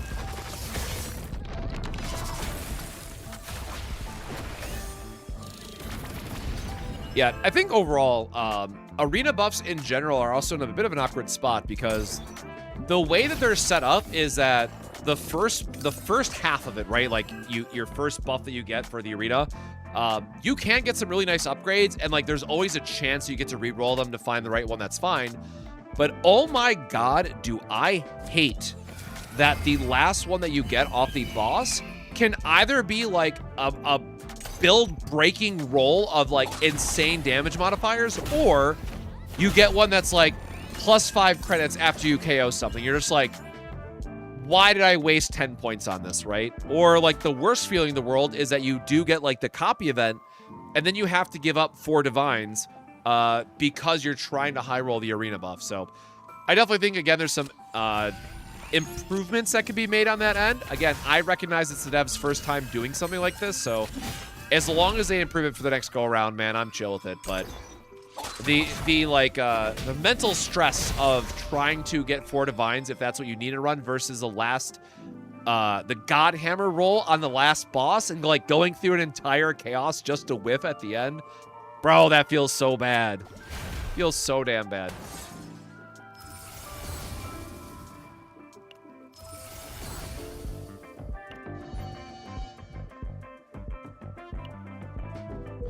Worst roll attempt was like 6 attempts to get over 5. It was like 3 days.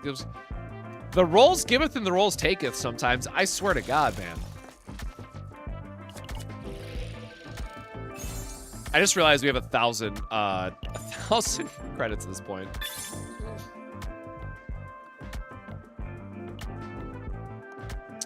Do we need... No, I do not need any of these. Hey, Cosmic, didn't realize you were a Grandblue Fantasy player this entire time. Thank you for reminding me that I was supposed to be doing my raids on the side. But how did you find out? Just the stream from yesterday? But yeah, I've been playing Grandblue Fantasy. Like, Grandblue Fantasy is the only gacha that I've played realistically, like, over the last 4 years, because I couldn't get into other games before starting this channel. And then, yeah, shout out to Gray Raven who saw it. But the icon of what I'm holding, because in my primary channel, or my original channel, I shouldn't even call it my primary channel, in my TCG channel, I have a chinchilla, because we used to have a pet chinchilla, Fua Fua, who passed away a few years ago, unfortunately now. And so I wanted to redo the icon for this channel. I'm like, well, shit, I don't know what to make it, man. So I just made it the crystal from Grandblue Fantasy. I'm like, that seems good enough. So yeah, if you ever wonder, that's what it is from.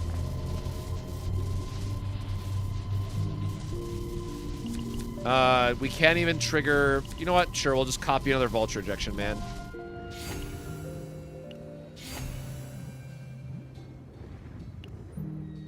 Alright, damn, I'll host my own raids if people don't want to get this guy hosted.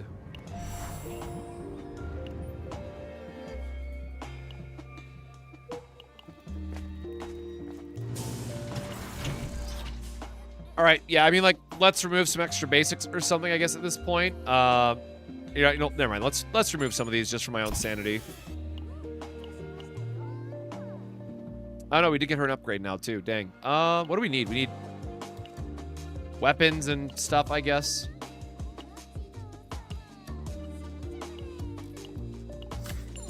Magna does have a lot of upgrades, so I guess that's fine. Give me more shield gain because we get that big boost from it.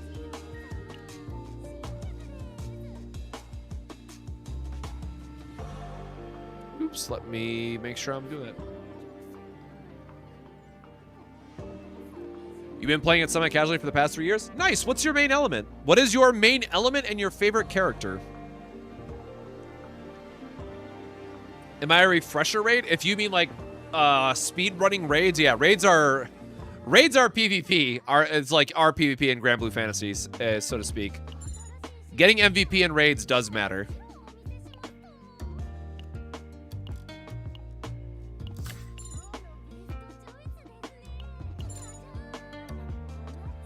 Dark and Lich. Oh, very nice. Do you have her like Halloween and stuff, or just like base OG Lich for the scythe? Or I guess she also just got Earth, right? For summer?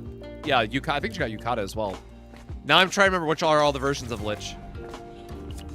I don't remember what this event is either.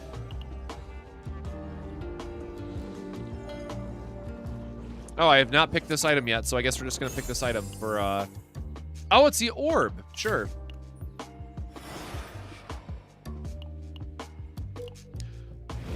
Lich's New Year's skin is absolutely goated. I also love Fediel as one of my favorites. Fediel's New Year's is just fantastic.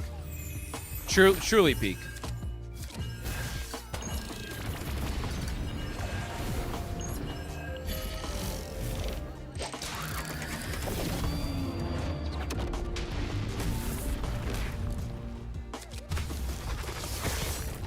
Yeah, I'm at the point in Grandblue Fantasy where I need to start doing solo raids of like doing solo Hexa and solo Fa. But those take a while to learn, and I don't have the time currently to dive into those as much as I would like to believe I have.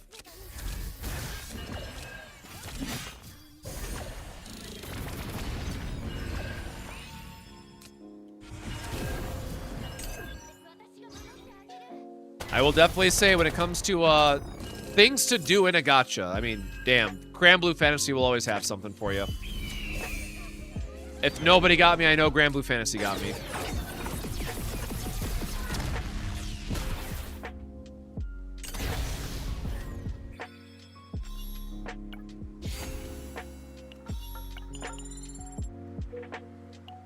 Yeah, I will say this.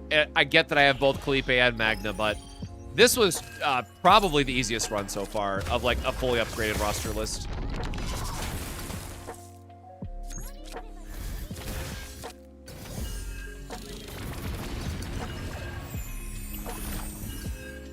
Yeah, that's what's always weird to me, right? Like, I get it to a point, but people are always like, man, I hate stamina gates. I wish I could just do more and farm infinitely in my gacha. And I'm just sitting here thinking, like, Grandblue Fantasy flashbacks of like, seeing the war happen in real time. You're like, yeah, I could play for, like, 72 hours straight and never be out of stamina. I could do that. Mentally, I couldn't, but I do have the stamina for it. And hey, B2, yes, we're going through the Oracle challenge really quickly because it's the last one that we have before diving back into our Haru farming.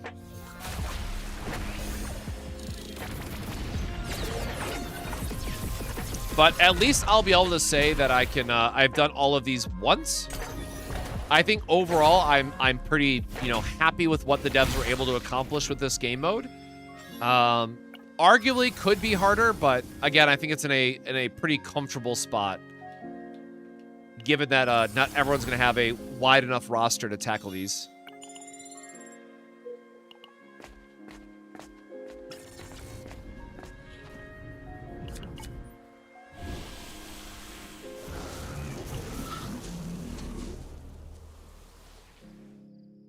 Oh, I guess we have nothing to Epiphany anyways. I am personally banking on Rita is going to be a retrieve-based character who wants to, like, loop her cards back.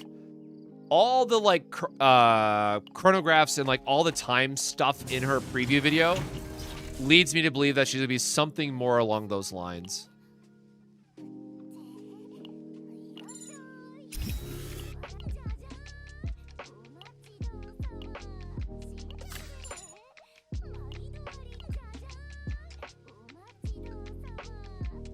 You know what? We'll take the RNG card, man. Whatever.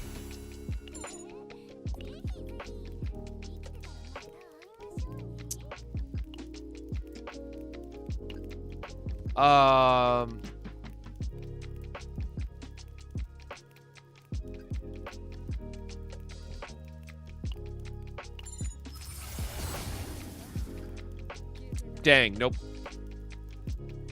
I was gonna hope for the upgrade there, but we'll just take our shield increase.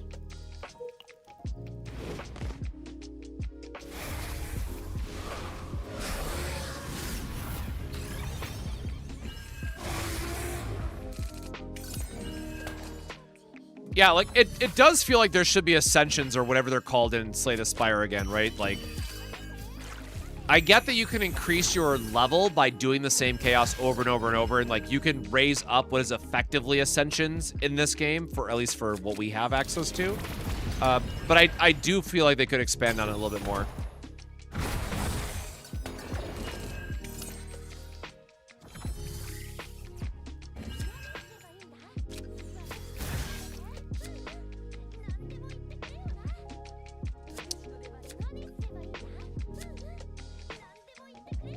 there are no cards of other commands in hand. Okay. Rita will be exhaust space, which doesn't make sense with retrieve. It could be something that like you get to use a number of times and then it exhausts that final version of the card.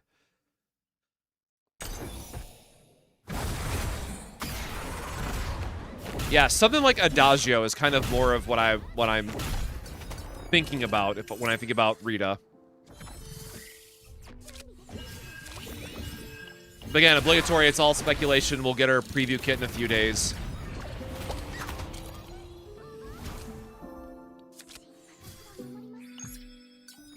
I guess we should have made another vulture ejection here. Can I rant about what a letdown Chifera's character design is, or are we over it? I would say rant away because I'm curious.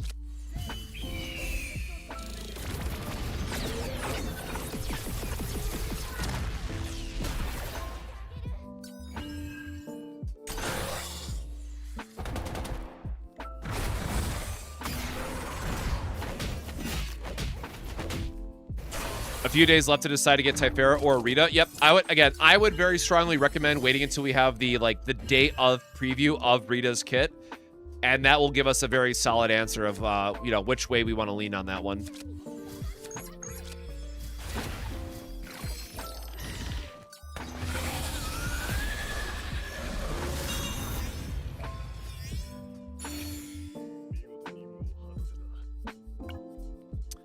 Right. I don't know why I always click on this. None of these matter, right? Like, we don't care about... Here, I'll do the God Hammer just for the sake of this conversation earlier, but the rest of this stuff doesn't matter. On Ravage and Pair 2. Whatever. No. Oops. Don't need those. Go on.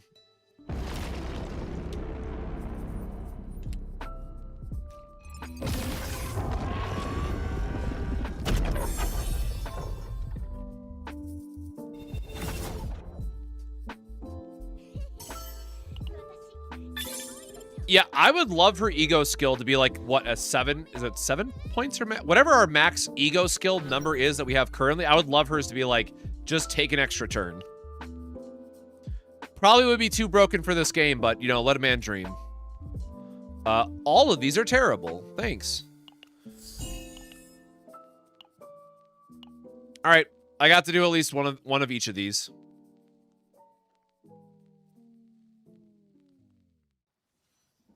This one's like censored and shit. That's funny.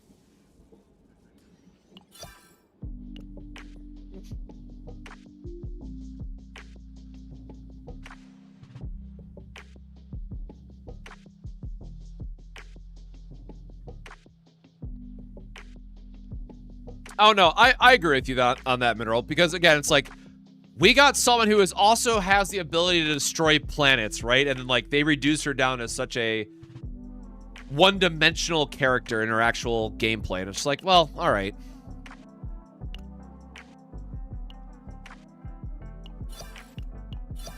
Like, Typhera just does not have the same presentation level that Serenial got.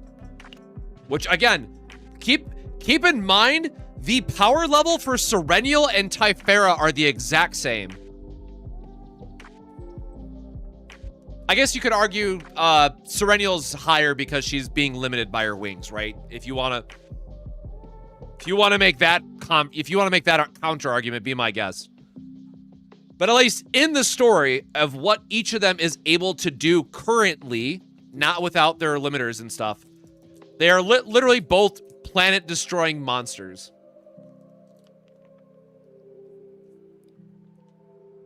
Yeah, I get it. Like, they gotta put a little extra oomph into like the artwork of her ego skill and all that stuff, but man, I would have liked more.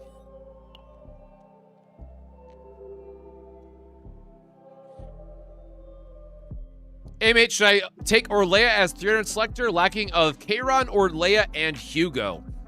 Between those three, I would very strongly lean towards Orlea, because in April, she is getting a corruption mode, which, very long story short, is just another way to play her. So you'll get even more value out of picking up Orlea.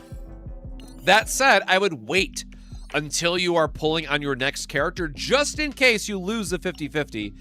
and you might get Orlea. If you want to use her today, then by all means, just grab her, pull for her, whatever. But I would recommend holding that selector until you absolutely know that you're going to use that character, or you recently rolled on whoever the new rate up is and did not get her from losing the 50-50.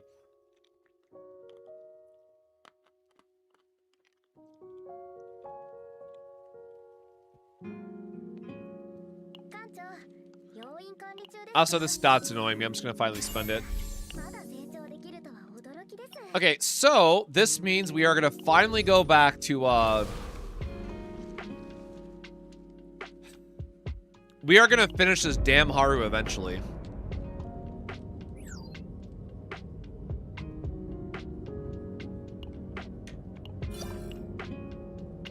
Bro, decrease by 50 and neglect?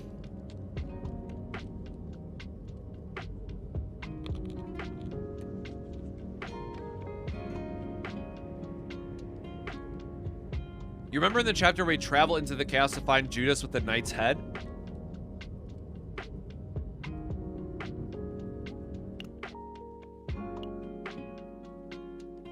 Oh, wait, Act 3 is out. What the hell? No, hold on. Wait, is this Act 3?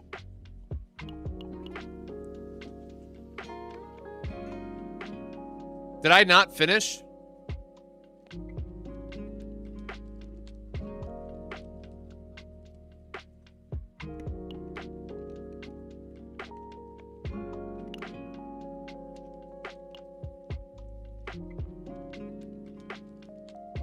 No, you got me too with that, Mineral. Way to just come in here and jump scare us like that. All right, hold on. Let me re-roll this so we can actually get a Haru run that's not terrible.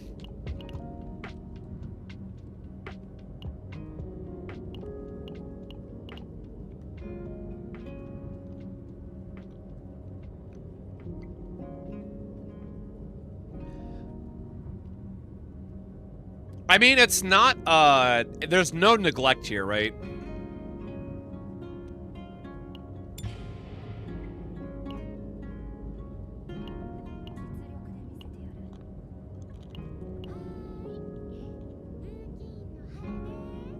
Time to babysit Haru on another run, man.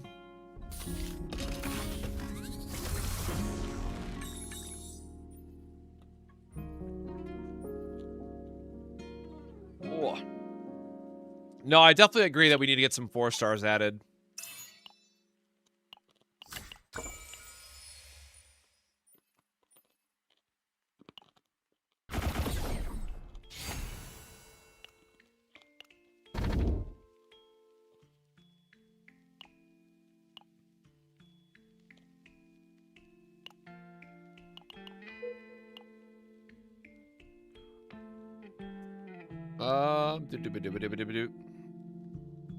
Arena portal is up top, I guess? Yikes, no shops, no...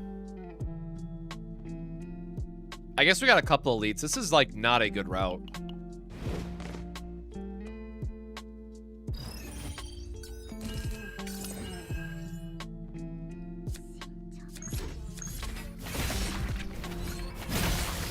We know that there's Adelheid and Carl that are lurking 4 stars whenever we get them.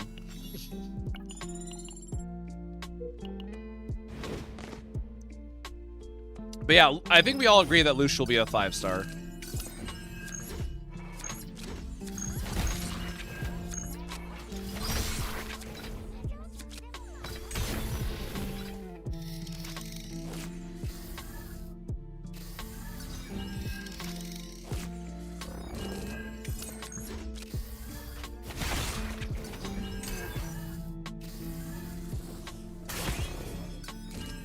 Damn, those contaminated spores add up really quickly, goddamn.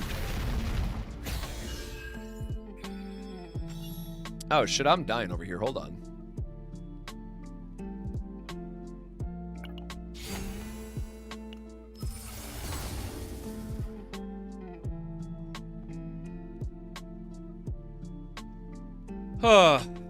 Well, I guess we'll re-roll it a couple times. I'd really hate to quit a dungeon this early, or quit a chaos this early.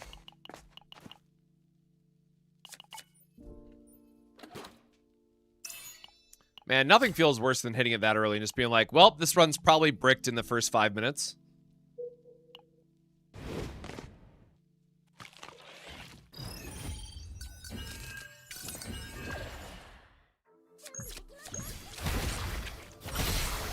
Yeah, we were just talking about the story rework earlier.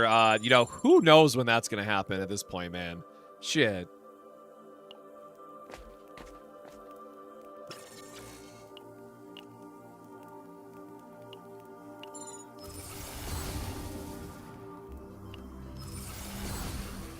All right, we're going to keep rolling here. Keep rolling, rolling, rolling, rolling. Oh, shit, I finished, nice. I finished one of my goals in Grandblue Fantasy in the background. Hell yeah.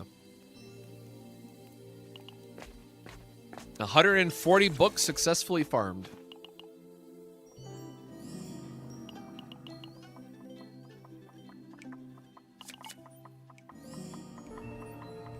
Free removal event is always welcome because we can just clean up Haru's deck in the off chance that we keep this run at this point. Sure couldn't be my luck to ever finish Haru, man. I tell you what.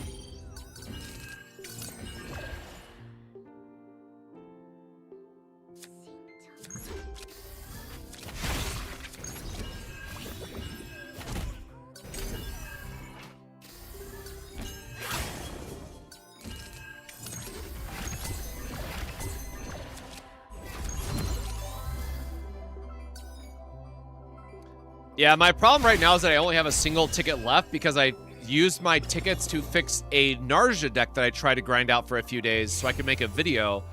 And now I'm stuck with not having... like, I want to save my last ticket for Rita to be safe.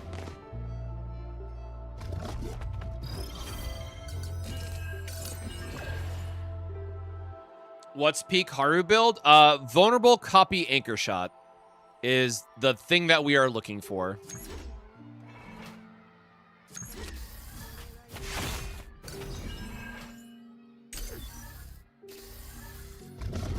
Not done building Haru deck? Yeah, this is technically, this would be day 6 of working on Haru. Still have not finished her deck.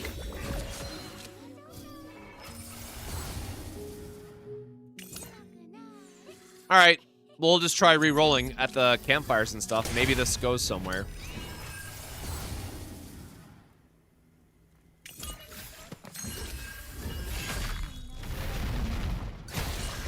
Did I scamcha this time around? Yes. Grandblue Fantasy is the game that I unapologetically spend on. I'll always buy... I roll every scamcha. Like, I have no problem spending money on Grandblue Fantasy. Like I said, I've been playing for 4 years, so like, after the end of this anniversary, I'll be going Primal in Light as well.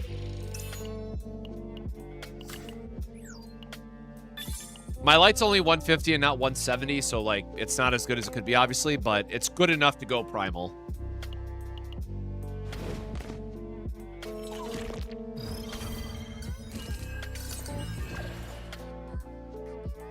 Yeah, Mineral, go ahead and drop it. It's fine.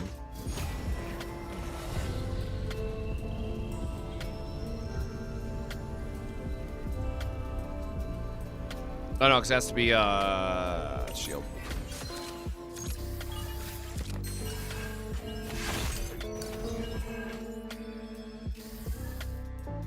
Who did I get A and B?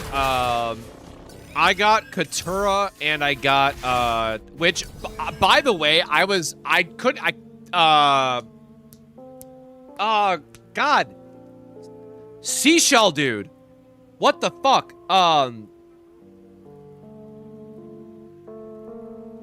Why can't I think of his name? Oh, thank you. Lobelia. There we go. Jesus. Lobelia, Valentine's. Bree in the, like, outside room just yelling.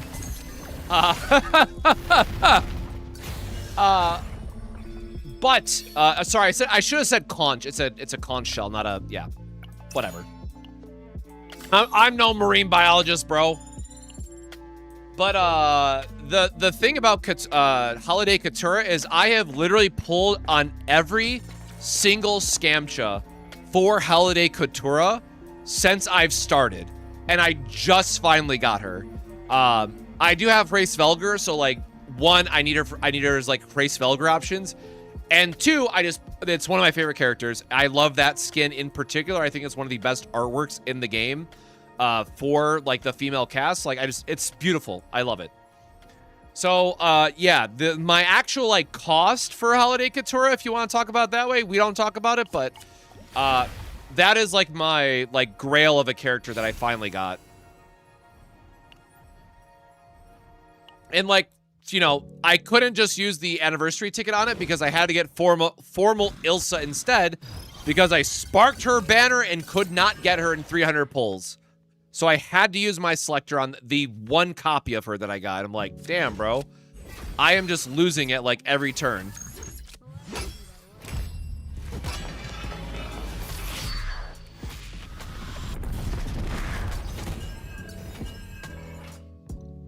But yeah, I am also working on my bullet farm. So I have 30 more Subaha materials to go, and I'll have Subaha bullet finished, and then I gotta work on Hexa Bullet and Fa Bullet, and those are not gonna be fun.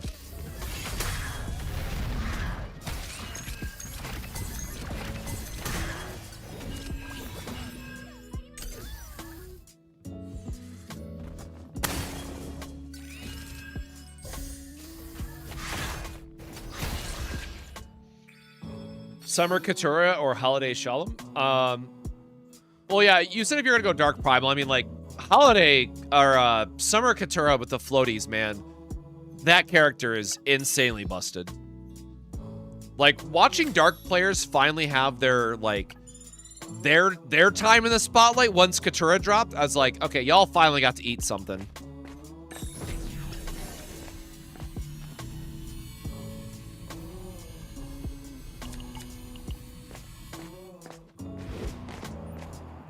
Nah, she did straight up save Dark.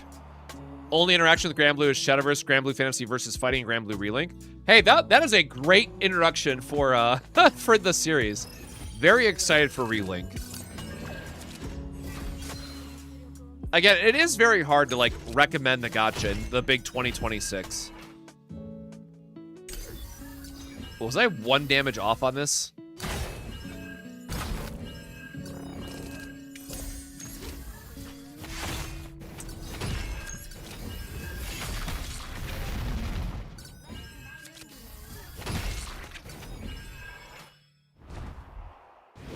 Yes, Bullet class still has crafting bullets, and they just added new bullets to the game recently. So yeah, rest in peace, me. That's why I've been wanting to work on my my solo carries, but I just haven't had the time to work on Hexa solo and all that stuff because those raids are actually challenging.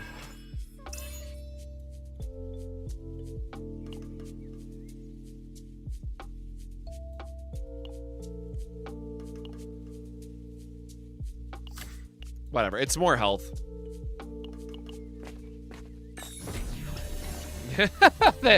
Yeah, let's put Luke in Grandblue Fantasy. Which class for bullets are you working on? Well, technically Soldier is who uses them, but I mean, like, in general, you could use it for other elements of other teams, but for water element players like myself, it is all about Race Velger and Soldier class.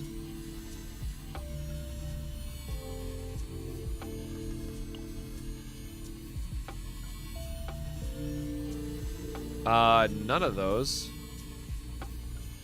Oh, nice. Okay. We did get at least one of them. Why did I say one of them? We got what we wanted. Again, we still have to re-roll our anchor, so we're probably still scrapping this run, unfortunately, but... Oh, I didn't realize we're already at the end. I thought there was, like, one more campfire. Damn.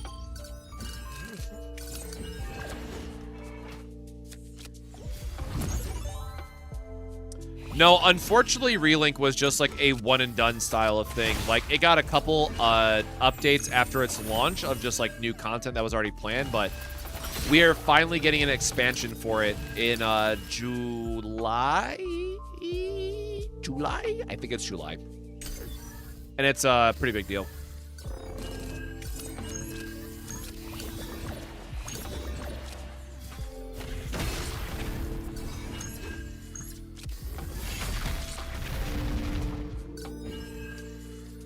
Yeah, bullet grinding is like not... Oh, it is not for anyone of stable mind.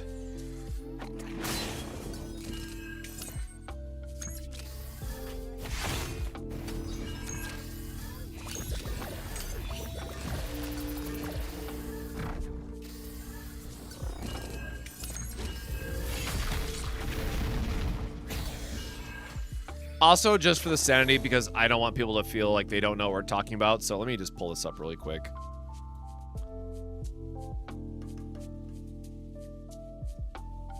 All right, so in Grandblue Fantasy, you have a gun. This is our gun. Oh, nope, other way. Here is gun. You spend a lot of time building up so you can buy this gun. This gun is a very big deal for all of us that are water element. And there's this thing called bullets that if you are the soldier class, depending on what you have in these 6 slots, you get additional, basically buffs. You deal more damage. The problem is, to farm each one of these, oh, that's not the, there we go. To farm each one of these, it is literally hundreds of runs for one of them. And to make the higher bullet for this version, you have to create 3 of this Chaos Legion bullet that go into a higher bullet. So, this is one of the most, actually, is it the... I'm not going to say it is the most time-intensive farm in Grandblue Fantasy, but it is pretty damn high. Yo, G-Clef, how are you doing, brother? Yeah, we're trying to do, the funny thing about this is we've been working on this Haru deck for, like a week at this point, and I have not been able to get the Vulnerable Divine on, the anchor shot. So this has been my working on in the background style of, hope to get it one day build. Yeah, we are basically Eustace.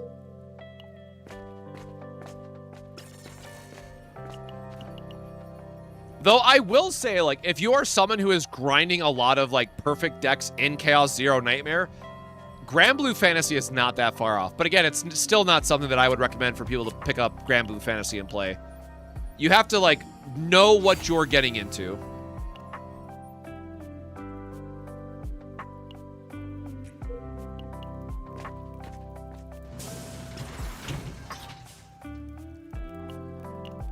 All right, it all comes down to this moment if we get the divine or not. Right Epiphany, but not the upgrade, so we don't get the copy target. Womp womp. Yeah, we haven't had Justice in a while, so it's been nice to revisit Haru just to see what kind of damage that she can do.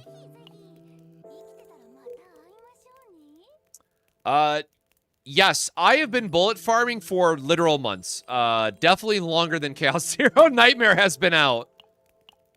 To give you an idea.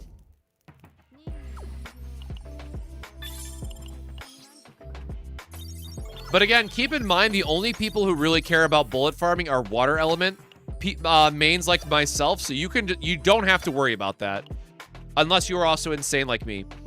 Am I ready for Transcendence on those weapons? I have 48 gold moons currently, so I will be transcending my Shishio when it comes out, for sure.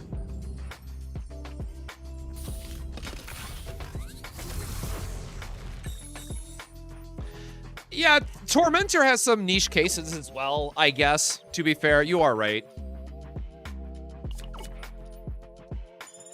I've seen some really cool solo stuff with Tormentor.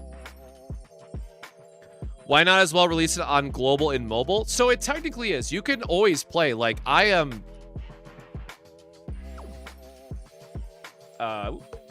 like this is global.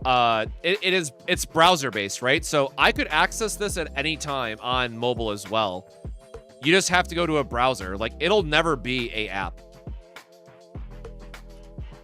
But it is just game.grandbluefantasy.jp. Oh, by the way, so for those that want to know about the Katura, wherever she's at. Yeah, this. This is one of my favorite characters in the game, and also one of my favorite splash arts from the game. Canonically, this is your wife in the game, by the way. You are legally married to Katura in the game.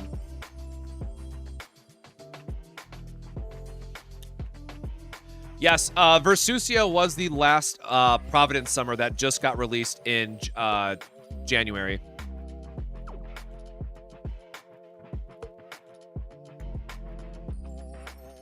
And these are just like all the characters you can have on your home screen. But so speaking of things that are lore dropped, by the way, this is your mom. This is literally your mother. Grandblue Fantasy has a lot of lore. We're not going to get into that today, but everyone say hi to mom.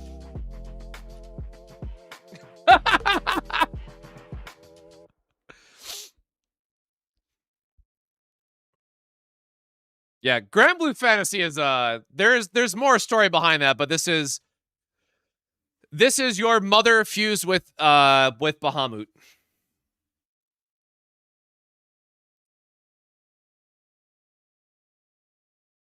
That is kind of a spoiler of like the end game story, or the ending of the first story arc in the game. But yeah, it was a very big deal. And you do meet Dad right before you fight Mom. Well, technically you meet Mom and Dad around the same time. And then shit happens to Mom, basically.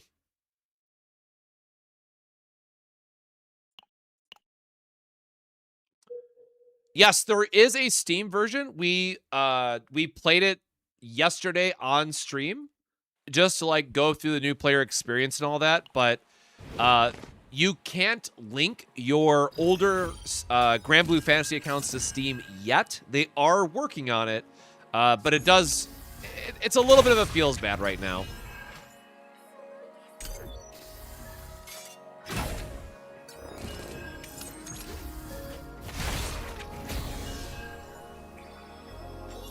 Yeah, her body gets taken over by a divine being, very long story short, and she turns into that.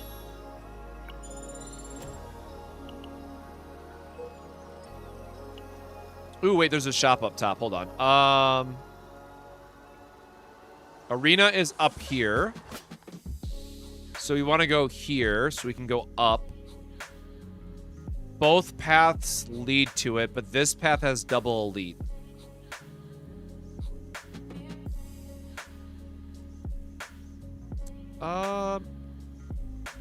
Man, I don't want to trigger anchor early. We don't have like a lot of question mark squares, unfortunately. We'll just go towards the double elite.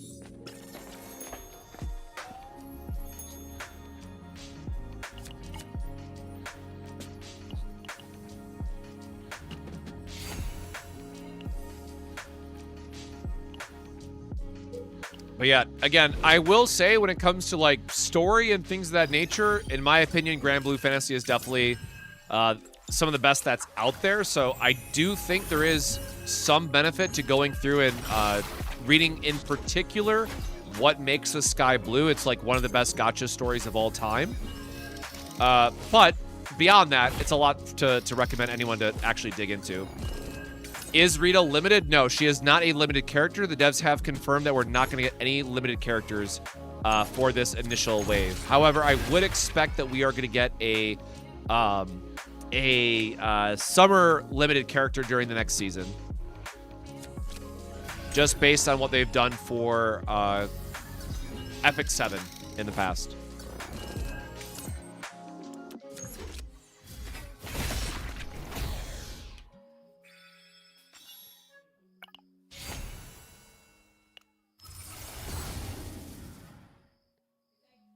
Oh, yikes. Wrong anchor shots. Or anchor pointers, excuse me.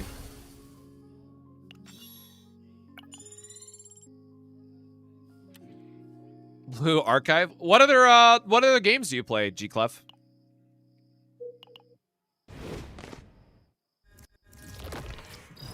But yeah, definitely expecting summer. I think summer is the very safe bet that everyone is kind of counting on at this point.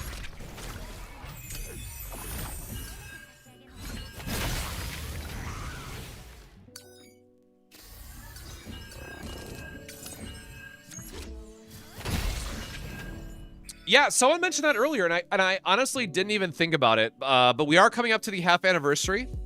It would happen during season 3 of the game. So I'm very curious to see what they're going to end up doing for the half anniversary, if anything. Again, I do know that's like more of a thing for gachas to do, which is just again still something that I'm not all that familiar with because I have not done a gacha from launch for such a long time. So I am learning all of this in real time myself.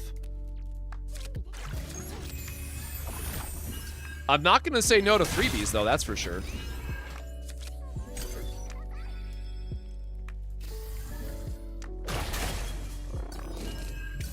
Yeah, the little bit that I did Epic 7, I joined right when their summer banners were happening. And they were cute. I thought they did summer reasonably well. Epic 7, CZN, Nikkei, Trickle, Limbus, 7 Deadly Sins. Nice. Yeah. So a very wide roster of the of running the gambit, as it were. We're gonna actually take the shop early now because we have to re-roll potentially 2 of these now.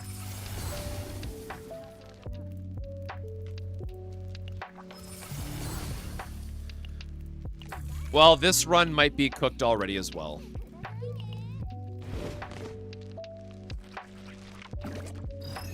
Domain water, but is formal Ilsa used outside of Prace Velger? No. Nope. Okay, hold on. She's not used outside of water right now, but whenever we get a the fighter origin equivalent of whoever the gun user would be, maybe. But I personally do not see Ilsa being used outside of Prace Velger teams for the foreseeable future.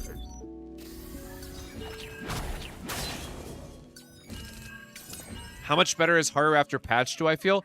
So, I don't think that the buff definitely did something because it made her pairing with Orlea better. But the real breakthrough that I honestly overlooked until I saw people doing it on the leaderboard, the whole retrieve build that you can now do with Narja, which is effectively prevents you from needing E2 Haru to do the same thing, was really what spiked her like damage threshold and playability. So really got to give a huge shout out to Narja, just making Haru feel a lot better.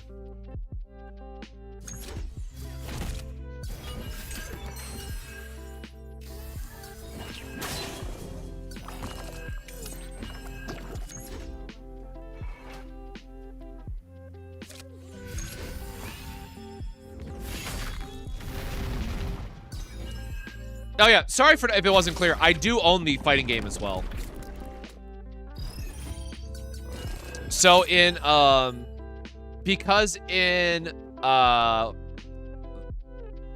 is it Versus? It's Versus and Versus Rising, right? In Versus, I played through the RPG mode, and then Rising I bought just for the serial tickets. Because, you know, I love freebies, so I gotta get my freebies on.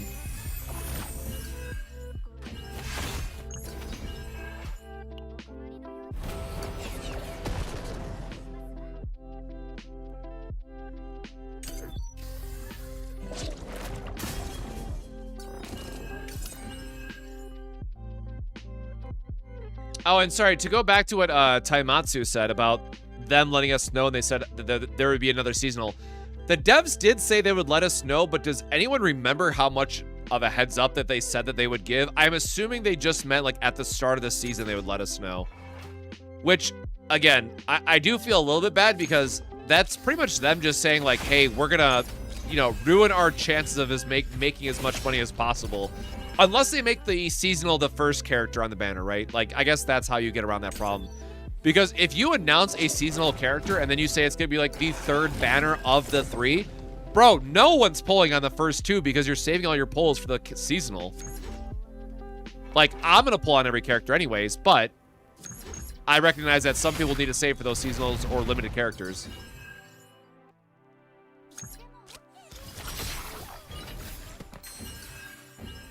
All right, this is going to hurt a bit.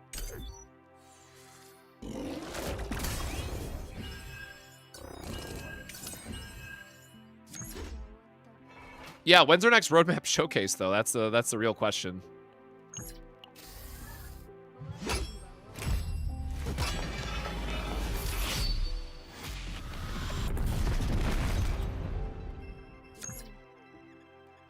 Do I have a heal? I have a heal, but I don't have enough action points, damn.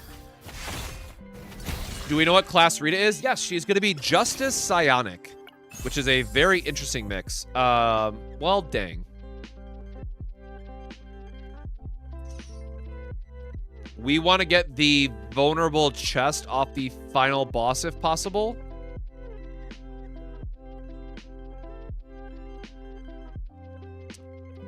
So what's really funny is that our Veronica has Tentacles of Chaos. So we could have Tentacles of Chaos and put it on Haru so that each of my like main damage dealers are both getting plus 8% attack. But because we can't switch out the Mythic later, I think we just have to skip on this for now, unfortunately.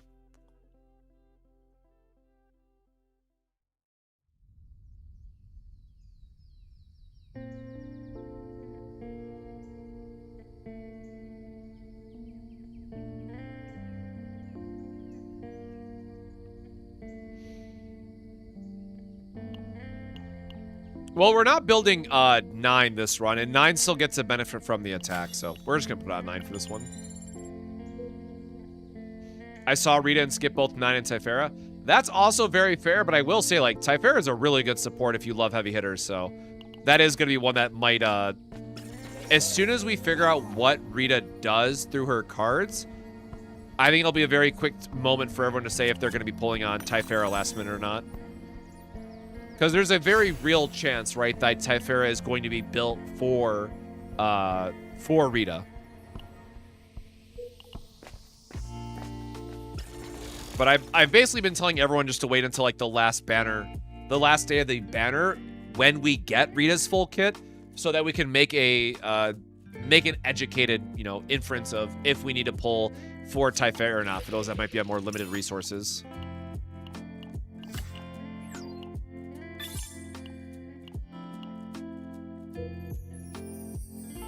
Up here for Arena.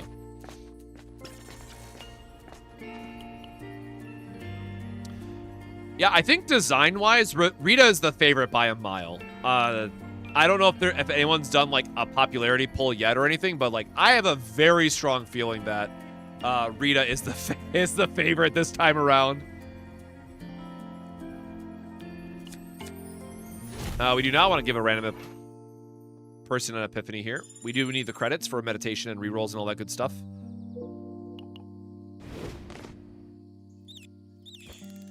Oh, I forgot I gotta keep doing my dragons in the background for the anniversary quests. No, man, no massacre. Tragic.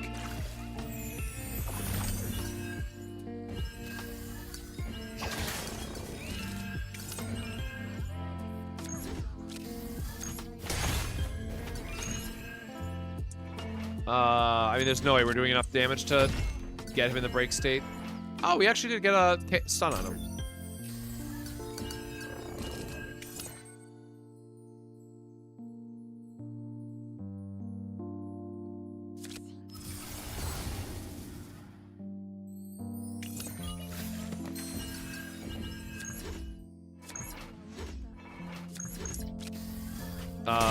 Do as much damage as possible here, and then extreme another one. Nice.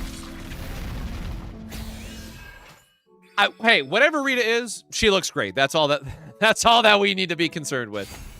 And again, I was really happy with her preview earlier today too. So I think this is probably the most excited so like going back to launch, like Narja was my favorite by a mile from like just a overall character design, and I think that this is like my next like surprise. Like I'm really excited for this character. Again, I'm gonna die on the hill that my boy Carl. I was like, why am I blanking on his name all of a sudden? I am still holding out for my boy Carl and getting some type of upgrade, but Carl might be a little bit lost. He's just trying to find his way into the game, you know what I'm saying? He'll join us one day.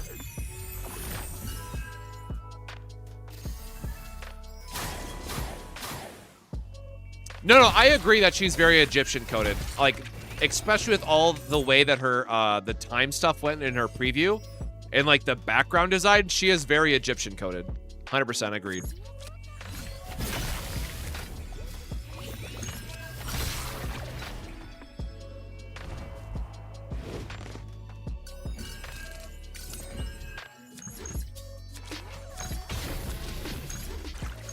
Man, it feels so bad to waste extreme into that.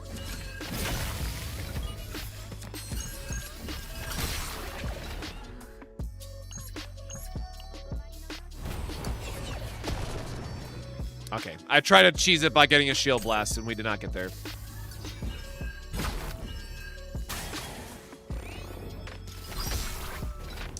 I mean, Carl is going to get rewritten, but that's not to say that he doesn't show up later.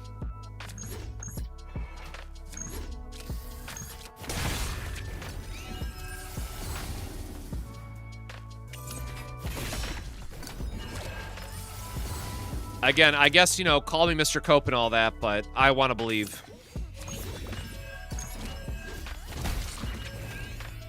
Cue the X-Files music for those that get that reference, but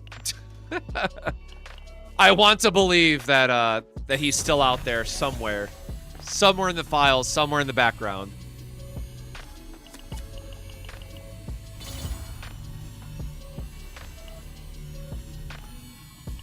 All right. The way that this Haru has always been, man, it's either you get the gear or you get the epiphanies, but never both.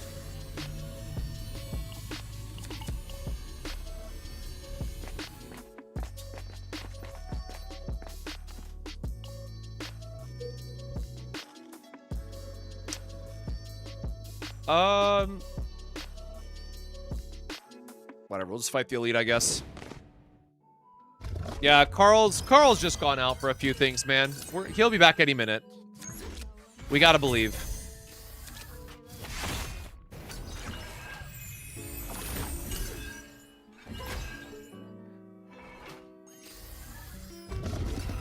I don't know. Again, like otherwise, I've been overall pretty happy with the character designs and whatnot.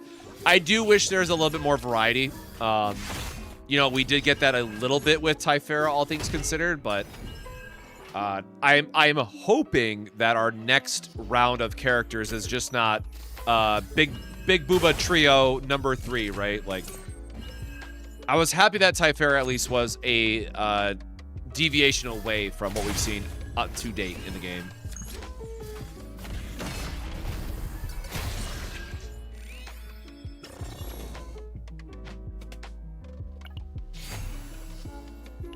Oh yeah, I completely forgot about power charge. Any damage increase is something we'll take, so sure. Hope that this is the divine event. It's not. Much sadness.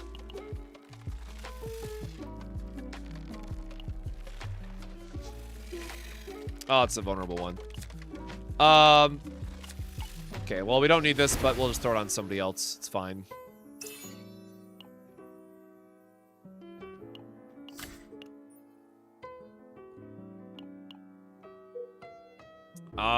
This run might be over as well, unfortunately. We're gonna do one more meditate. We'll go against the boss just to see if the anchor shot will upgrade, but, you know, if it doesn't, we just kind of end the run there then.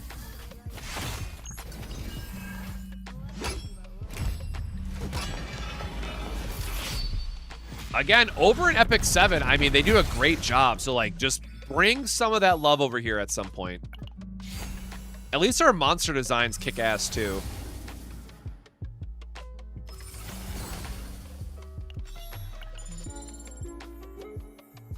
Like, I see the vision. We just need to have more variety in the banners. That's the only missing piece for me personally.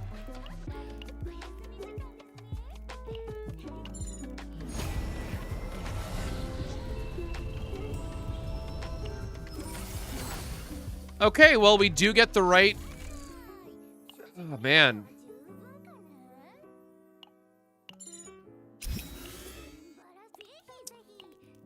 Well, let's see if we can get our right anchor shot, I guess.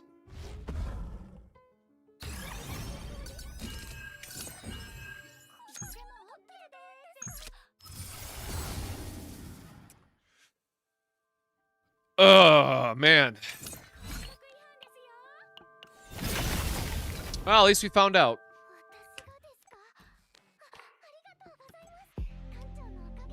So, I am someone who just always prays to the question mark gods and hopes for the best. That is my stance on it.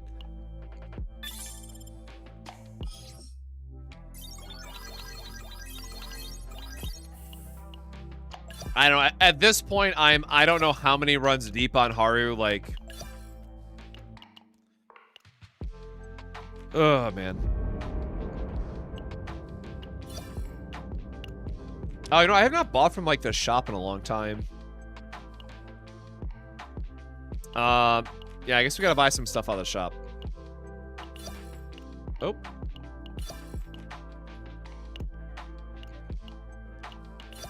And again, I always pre-farm my characters, so this is just, you know, stuff to use during the next go-around. What else do I have unlocked? Oh, sure.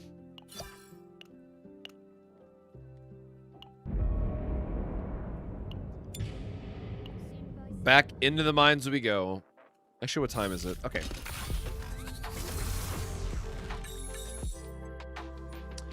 Any tips on how to quickly level up Chaos Planets? Yes, you want to always do difficulty 9 or 10 if you can.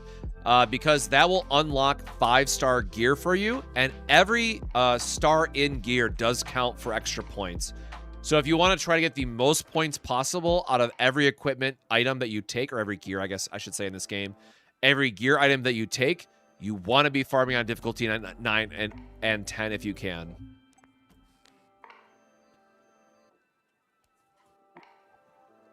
Yeah, I know that we could bring back Typhera just for the gambling aspect, but sometimes we want to believe that we'll just get there. 700 potentials? Okay, you're good for the next 3 characters, or 2 characters. Congrats. I mean, almost 3 characters. Damn.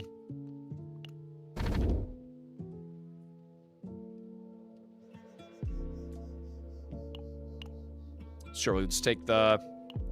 None of those fates really matters as much. So, once again, we're going to be looking for the arena buffs as well as early shops or elites for rerolling purposes.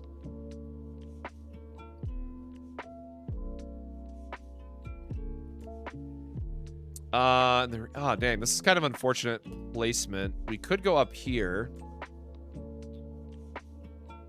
Wow, both of these placements are very unfortunate. And we know that it's more likely to be a divine up top. So I think we have to skip this. We have to go top on this one. Which means we...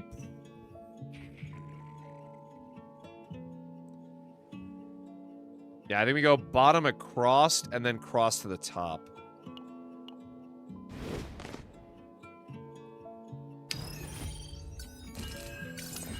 Guys are about to get the outer plane treatment. It certainly feels like it. If I were to pick one character in CZN and in Grandblue Fantasy to meet in a collab, who would they be?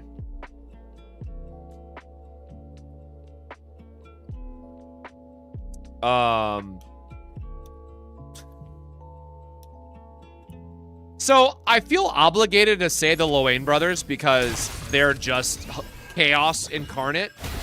But I don't know who would be a good matchup for like the CZN side. Who would be like equally silly or like too serious that they would meet the Loane Bros and just be like, what the hell is going on?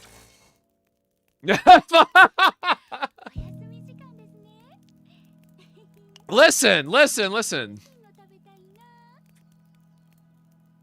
Oh yeah, yeah. Luke and God, I can't even talk. Luke and Lucas meeting the Loane Bros. That would be peak. That would be a really cool character dynamic across the board.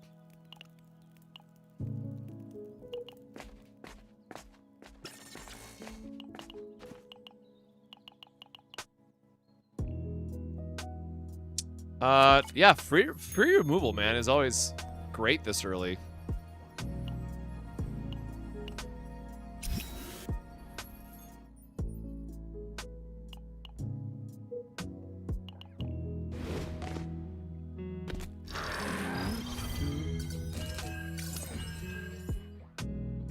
We're not imagining, we're just manifesting. Hoping for the best. Oh wait, when did we get power charge?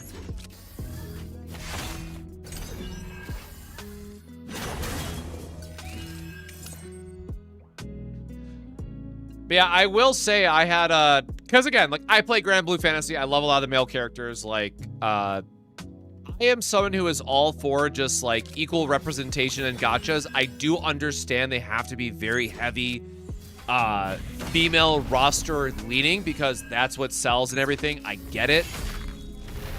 But I really wish we would get better representation across the board, but especially with Star Savior next week, I have to accept that it's going to be waifus all the way down, man.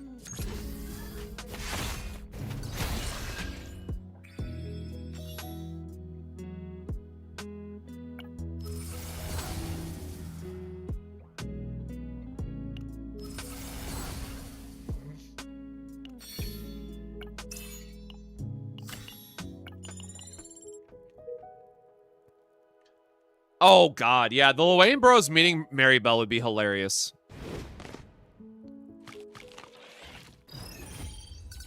They would not be able to handle themselves.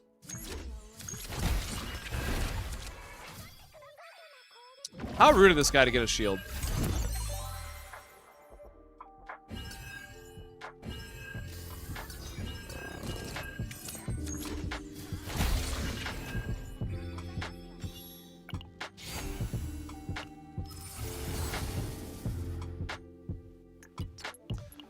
Although, again, you know, I was kind of on the fence about I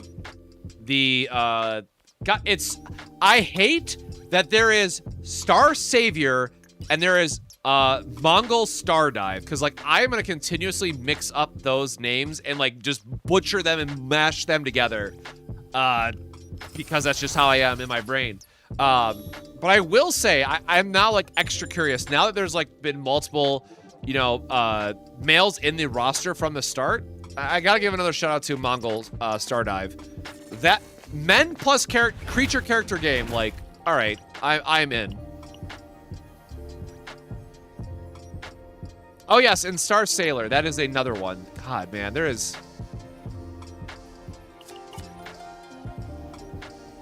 The naming conventions are just silly across the board.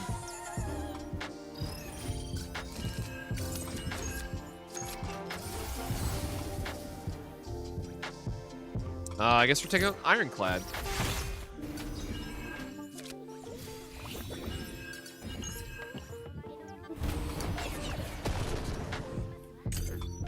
So Star Savior does say that it's going to have a PC client on its website, but when I go to the Google Play Store, it just opens up their, like, PC client version. So I do know that for Star Savior, there is a Steam client currently, or a Steam version that's currently out there that is region locked. So I'm assuming it will be Steam based once it's, like, actually out and available, but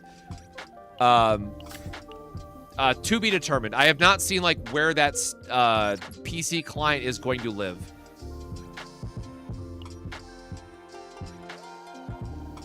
We do not have her reroll yet.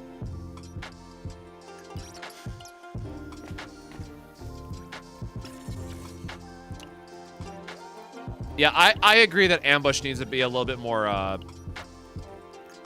flexible in that regard.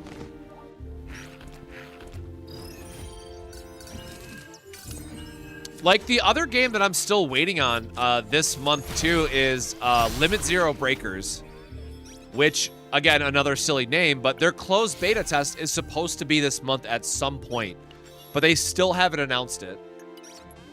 But for those that don't know, Limit Zero Breakers is one that I've talked about quite a bit, and it is quite literally just Grandblue Fantasy Relink, the gacha.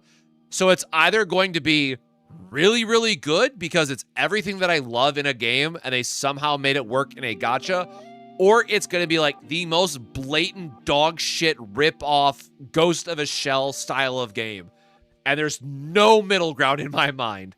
Absolutely zero middle ground possible. So, I want to say I'm optimistic. Obviously, it's a gacha game at the end of the day, so I'm probably leaning towards more pessimist than anything, but everything on paper that they're offering about that game is something that I would really enjoy. So we're going to cross our fingers.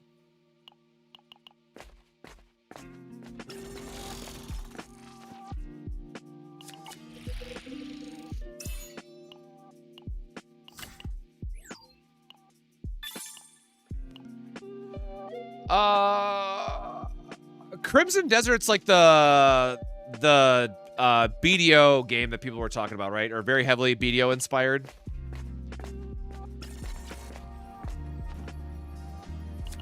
Also, again, real talk, y'all, and I appreciate, again, I love y'all stopping by the stream and all that stuff.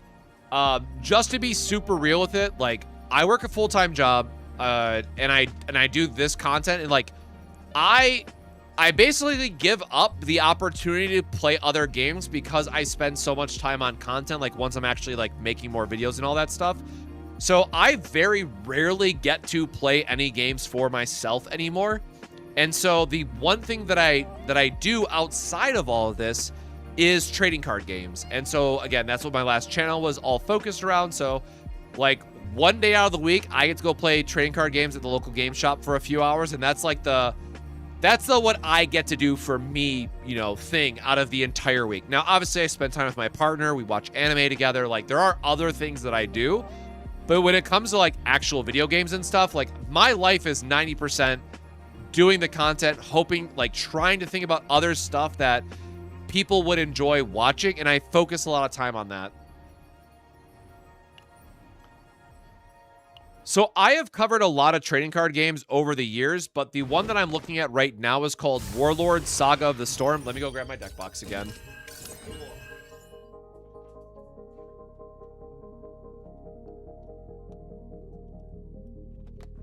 And again, sorry that this is going to be backwards, but there's this card game that comes out next week called Warlord Saga of the Storm, and it is basically a D&D inspired card game. There's like clerics, fighters, rogues, and wizards, and you control a small army as you're playing. But what I really like about this game is that the company is doing something very different. Oh, then you already know. Yeah.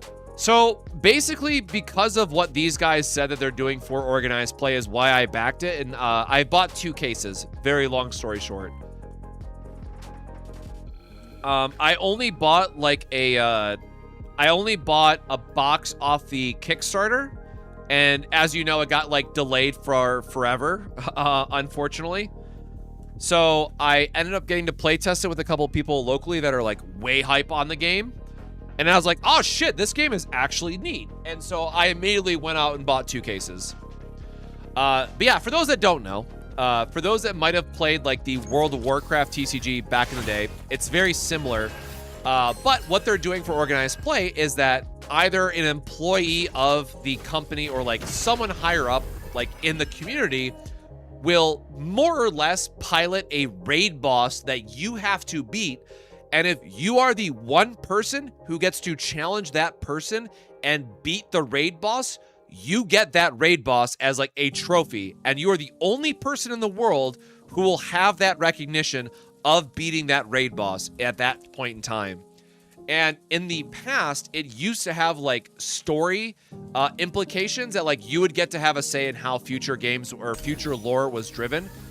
So it's actually really cool. Now they might change a little bit of that for this like next version of the game, but it's really cool with what they're implementing. And like there's still gonna be like the 1v1 tournaments and like the very typical, you know, TCG major event style of stuff, but like I'm way more interested in this game now because of the effectively like PvE style of content that they're doing.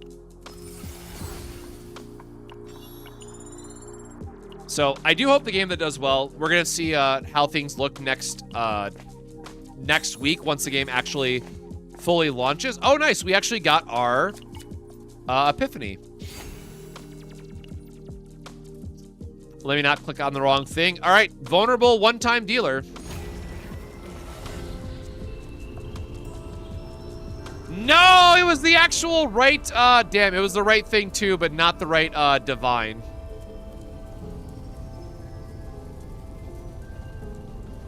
Man, so again, if I wanted to use my flash, like this would be, or I guess no, because it's still the wrong divine, which you can't fix.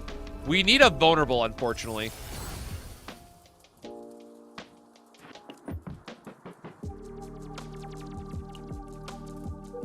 How close are we to a, all right, nope, we're not even gonna continue this run at that reroll.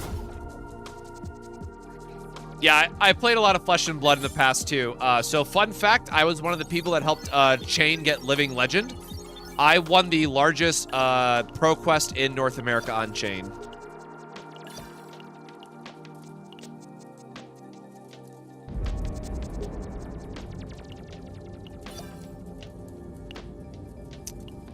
I do very much miss what Flesh and Blood used to be. And then LSS, at least in my opinion, is kind of very significantly lost their way. Not so much lost their way, I guess, but like lost their vision on like what made the game a success at the very beginning.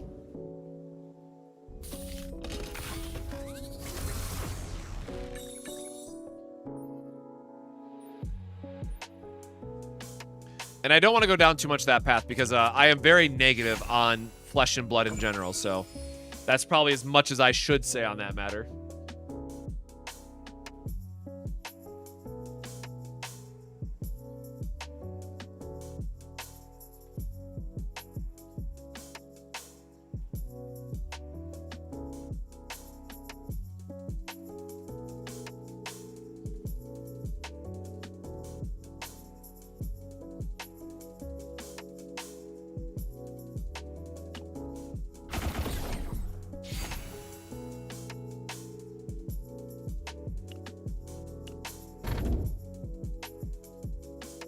Let me see if the,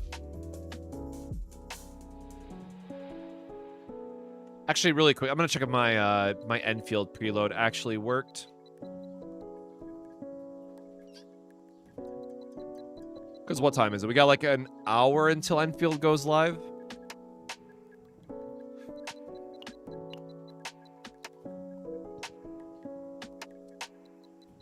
So, man, there is currently a Haru that is top ranked right now that does not have vulnerable on their build. And I'm going to be super real. I have no clue how they deal enough damage because I have almost the same exact build as they do, but my Haru does not deal enough damage. So they're probably like an E5 or E6 Haru is what I would guess. But I would very strongly recommend farming for the vulnerable. Like, if you get a good enough build, I would say, like, go ahead and try it, but I tried it without, and my build does not work, unfortunately.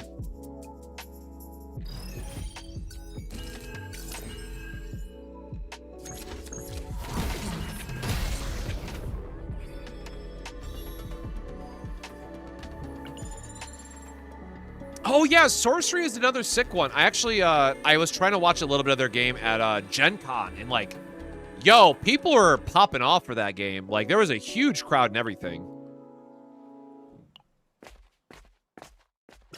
That's why I always really love Gen Con. Like, you might not be lucky enough to have a local scene for every card game, but man, if you go to Gen Con, there's always shit popping off.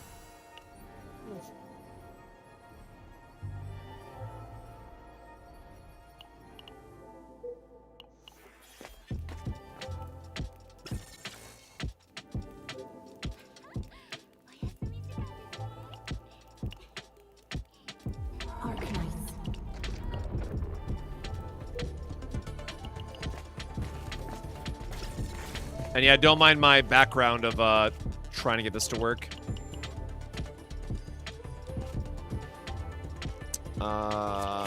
Sure, just take the Bro. Man, what are these rolls today? Yo.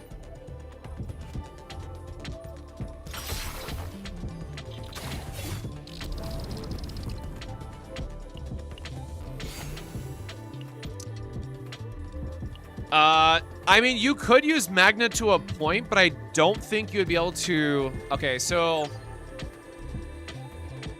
if you wanted to use Magna, you can't use the counterattack upgrade because you're not going to get enough vulnerable stacks to matter.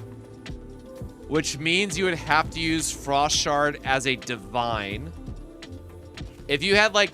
No, because then you're not going to have enough AP.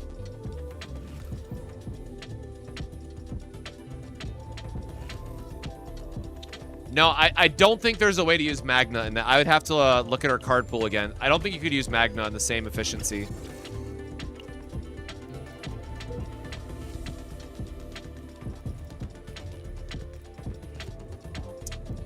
We're gonna go across here.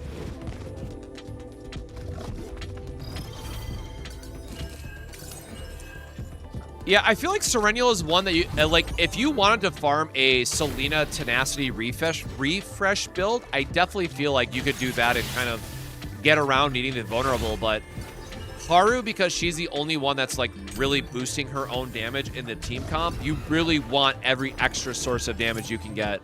And the vulnerable is a big one.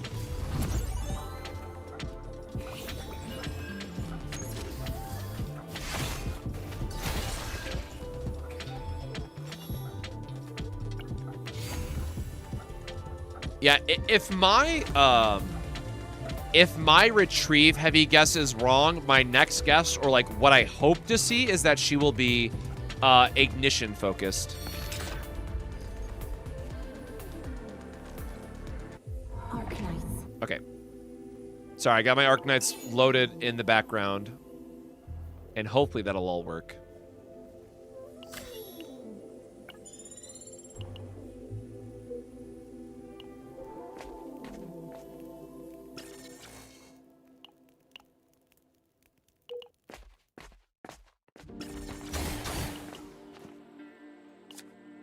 Just really trying to make sure we don't accidentally get an Epiphany early before we get our Divine Trigger event.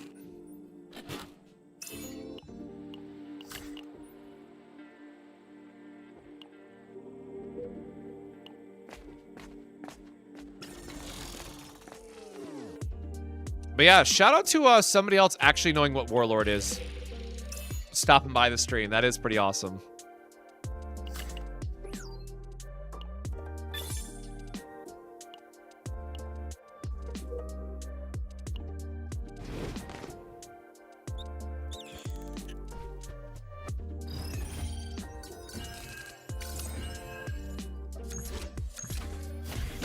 Oh, we had World Blood in our hand. I didn't even realize it. Womp. Yeah, I mean, we'll probably get the full kit reveal in a few days. So, like, or I'm sorry, the initial kit reveal. So, we'll at least have somewhat of an idea. But I know we'll have to wait for the full kit reveal on the 17th. Morning of the 17th, I guess I should say, for us in the, for those of us in the Northeast region. Or North America East region.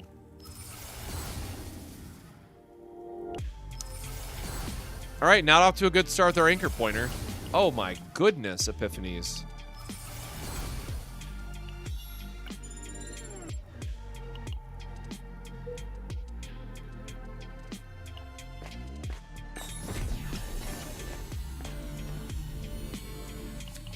Still want to make sure we do our arena here because free buffs are free buffs.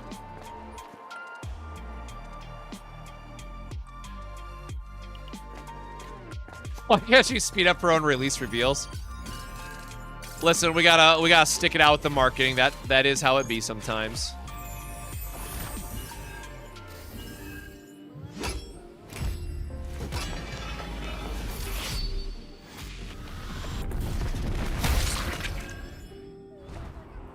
Yeah, it's because we did so many events back to back without fights, we didn't have a chance to get the epiphanies to trigger, so. Oh man, rip on that. Neo Shine with that Prime for 26 months. Thank you so much, brother. Is that the new GBFCC on the block? No, stop that.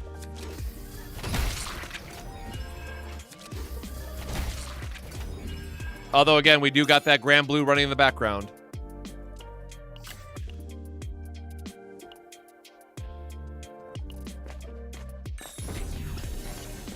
Yeah, ego skills go hard in this game. Like, if you think about how we've gone from Haru to 9 from, like, animation standpoints, I think actually Typhera is a better example. But, like, from Haru to Typhera, they've done some insanely good work in upgrading over time.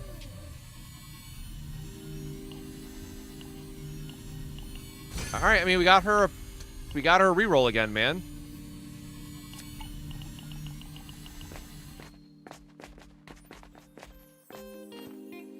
Well, I'm pretty sure Rita's is previewed with the trailer today. Like, I am very, very excited for hers.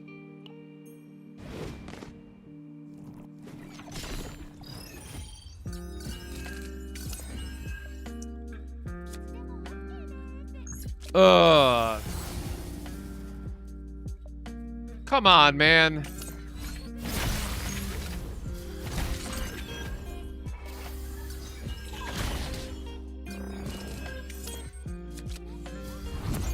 I think we are close to a reroll, so I'm gonna do one reroll on it just to see what we get.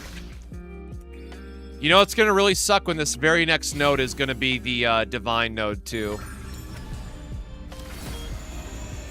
I swear to God, Mika, every damn time you're stealing my divines, girl. We can't be doing this. All right. Oh, you know what? We get 2 reroll chances. This is fine. I feel like 2 rerolls is worth it.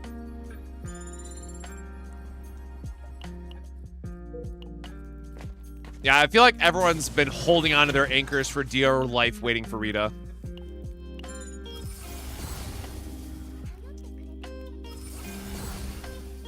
Nope, that's not it.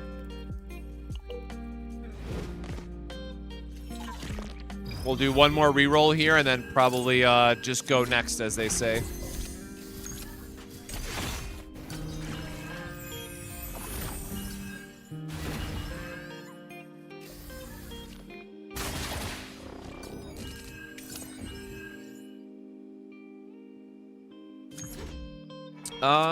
I guess we do need to actually heal up a little bit.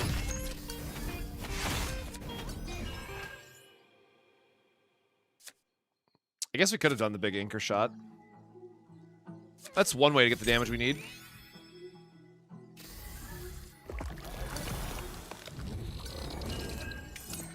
Hey, Elwican, welcome to the stream. Hope your evening's going well. Damn, plus 750? Hold on. That's what, 1378? So technically more damage than my... No, why is that doing...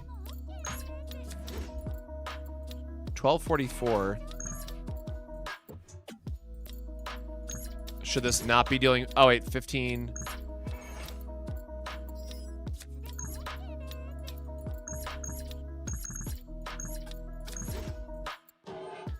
Wait, why is hers dealing more damage here? Oh, yeah, the element, thank you. Like, what am I missing here? The element modifier at the end. No, I want to do the cool thing. Ah.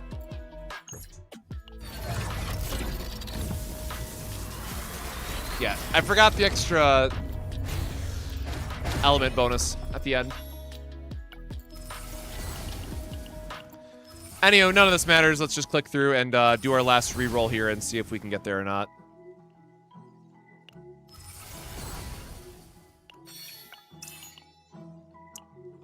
Sure.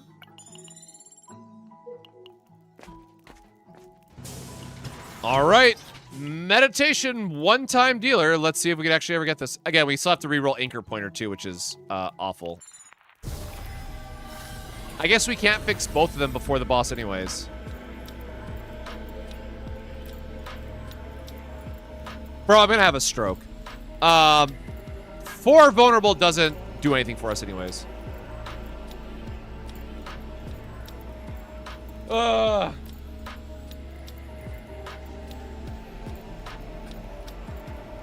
Yeah, Hollow, because it was counting the element weakness, but the base value, Haru is doing more damage. And also keep in mind that attack scaling is going to be better than defense scaling for our like 9 versus Haru.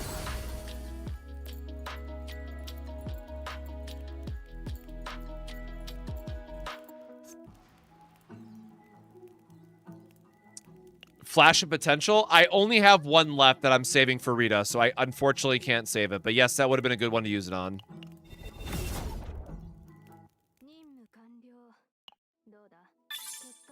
But yeah, feel free to ask away. Almost like the chat can definitely help you as well.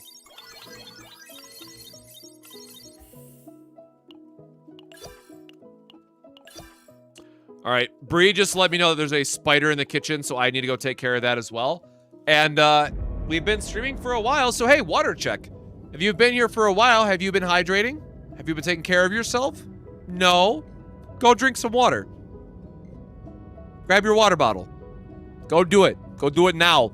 But we'll be right back. We're going to do another run or two before I have to take a little bit of a small break, and then I am going to grab some coffee before Enfield goes live, and I'm going to be offline, but I'll be in the Discord answering questions for the Enfield 1.1 going live. But I'm going to be working on like my infographics and my guides and all that stuff. So I don't plan on streaming it because I'm not going to do like a late night stream like I normally do for CZN launches. It's just going to be seeing how much I can get done of the update offline and maybe make a video in the morning if I can, but we'll definitely see. But otherwise, gonna grab some quick water, put my coffee cup away, and all that good stuff. So if you've been here since the start, go grab some water.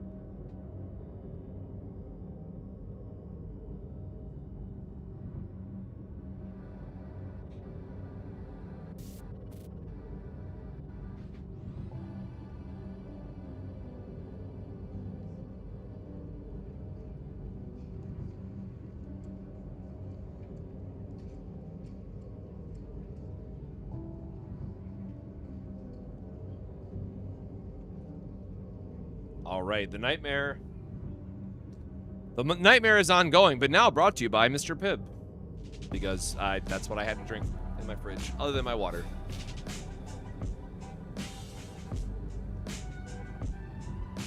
Yeah, I will say I will be very happy once we get more flashes, just so I can, farm them and working on using them for characters, because chasing divines, like, hey, that is the point of this game, right? Like, trying to find those perfect decks so you can show that, like, really cool build that comes together. Oh, but my god, some of these are rough to pull off.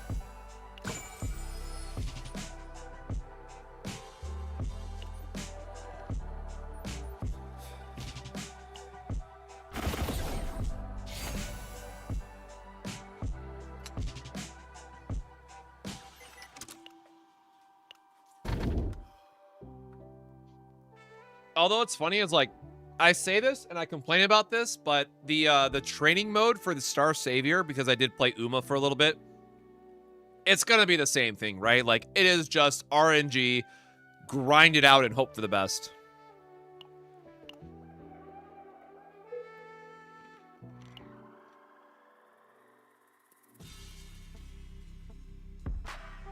Oh god, that is a lot of elites back to back, brother. Holy hell. That said, I will say though, I really enjoy. I would rather have stuff like this and training mode in Uma instead of doing like in Enfield, where the only thing I really have left to do is like go find the 300 files. Like, no, I'm not gonna do that. I'm not gonna go find hundreds of collectibles in game just for the sake of saying that I did it. At least like this is working towards something, you know, by comparison. That's at least where I draw the line personally. Oh, I accidentally just broke my light. Hello? Okay, should be right now.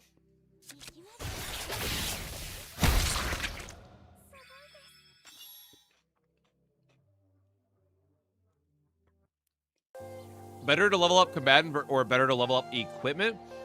Definitely just work on your characters right now.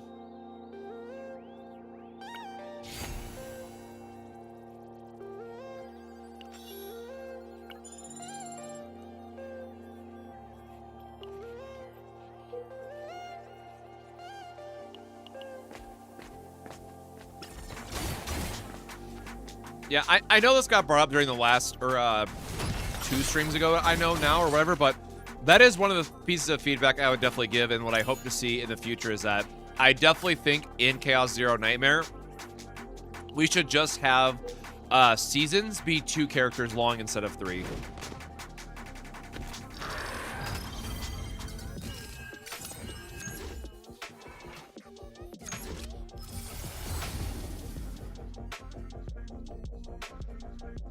Bree, there's no way that you just jumped into the chat to say there's another spider.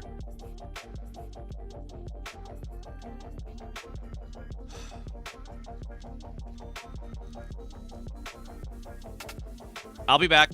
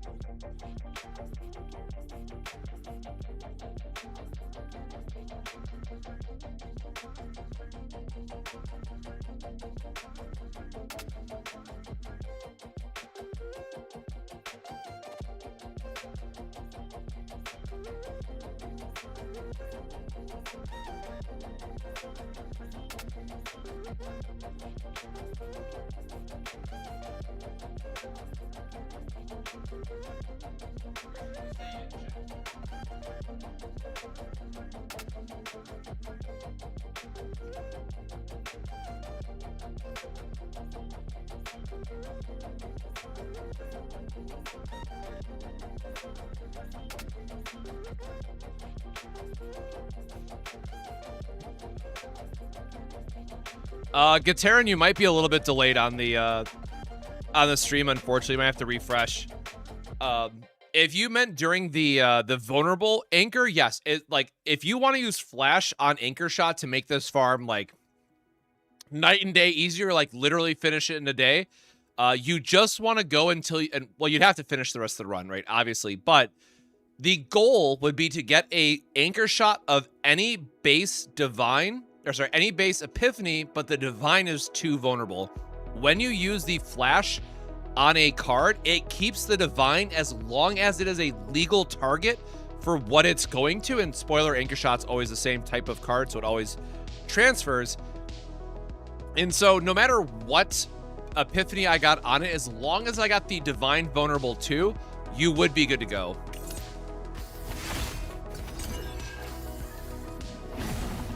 Unfortunately, I am saving my last flash for Rita because I probably need to for content reasons.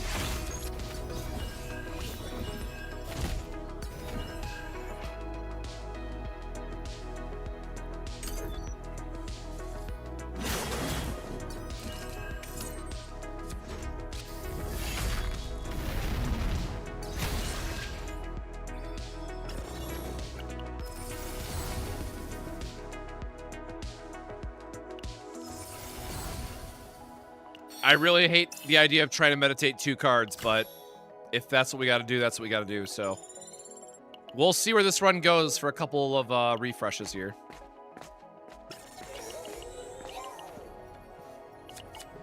Or maybe we just get super lucky and get the divine and everything's fine.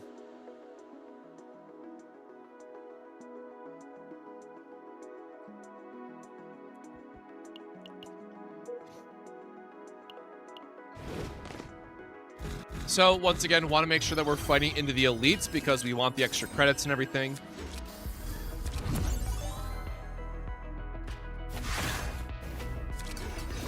Alright.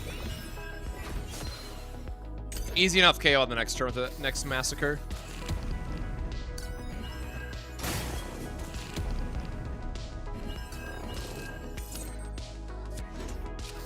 Perfect. Easy pickup there. But I will also say, for anyone else that's going to be playing the Enfield 1.1 update at midnight, or again in like less than an hour, especially if you're pulling on Tank, good luck with your pulls. I am going to be very happy that we're going to have like a real cryo support in the game now. So kudos to that, but I'm hoping that the rest of the update is actual, you know, quality content. Or if I finish like the 1.1 story in like an hour, I'll be, you know, very upset.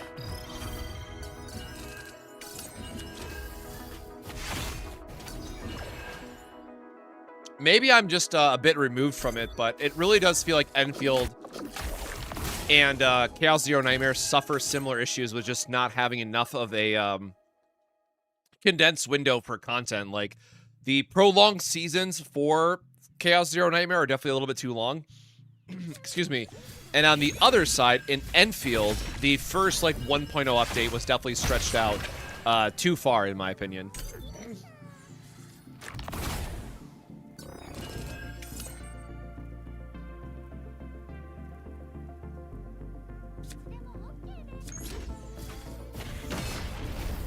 Crossing fingers for a maintenance extension for extended CZN stream.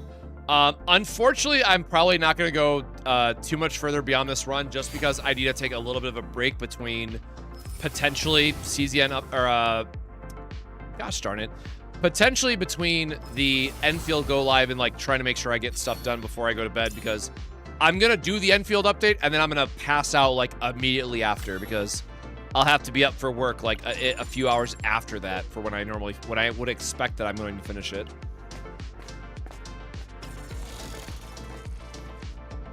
I've been choosing Nyx for all of them. Like, I am going to go for a maxed out Nyx at this point. I think there are other partners that are probably worth going into now that they got buffed, but I have not looked past Nyx personally. So I apologize. I don't have like a good, I don't have a good like secondary recommendation that I would feel confident giving at this point. Oh shit. Oh. Aww. Aww. So close to greatness.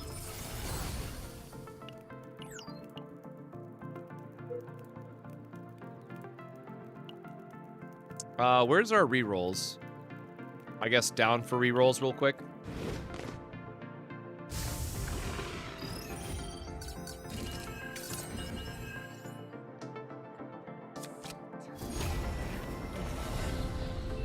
All right, back-to-back divines. Yeah, like, that's been my key problem with this season as well, is that, like... Oh, Sky has 1 health, my bad. Season 1, I think, at least did a very good job, because all of the Forbidden cards were really great at enabling different builds and allowing other characters to shine through. Like, Great Rift is always going to be, you know, obviously very gacha character-oriented of whoever's the latest and greatest. But, like, I felt like as someone who just likes to build decks and talk about new synergies, Season 1 was great. Unfortunately, everything in Season 2 has been like, yo, you gotta use 9. Everything is defense-focused. And then even for the things that are defense-focused, spoiler, only 9 can really use them. And you're just like, bro, what's the point? Like, I get you gotta sell a character, but at the same time, there should still be something for us for our other combatants. So I am personally putting a lot of faith into Season 3 and really hoping that they hit a home run on mixing the good parts of Season 1 and Season 2 into Season 3. That is maybe my copium, but that is at least where I'm personally coming from in, like, big hopes.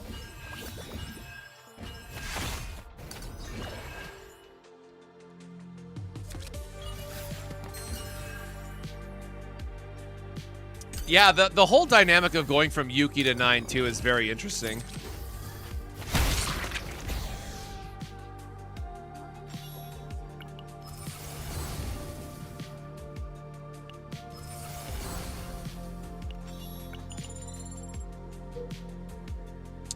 Okay, so we want to try to go for 2 rerolls here. And now, again, unfortunately, we have to get, like, 1 proper reroll here and then 1 into the anchor pointer on the next one. So it's not not good odds for us.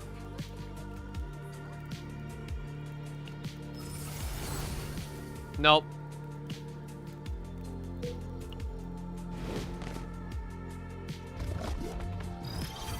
Or wait, our anchor pointer was wrong, right? So yeah, this is still a... Hold on. No, this is still a failed run.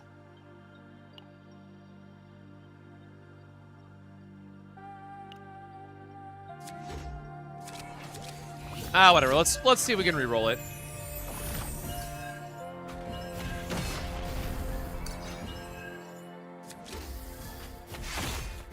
Hey, True Frost, have they revealed anything about the new character yet? No, they have not.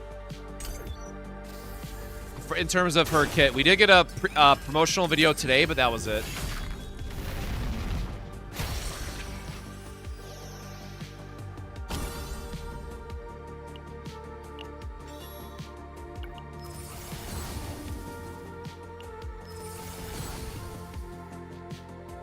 And did Smallgate say anything about upcoming limited characters? Not yet, but we're all expecting one for summer, or in Season 3 is when the next seasonal character would pop up.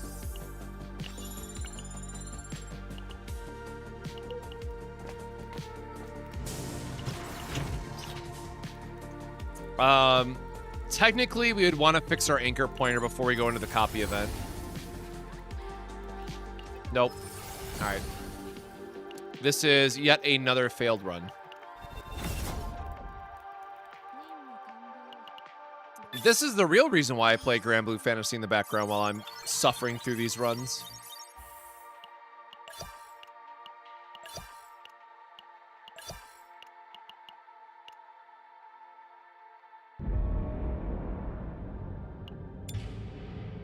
Yeah, we'll do one more run.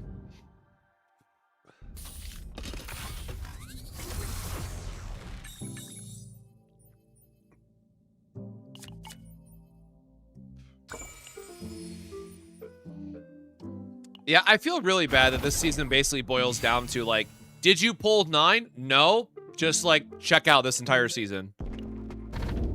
Like, do your dailies right so you can still get your crystals, but it just feels... It's gotta feel so bad.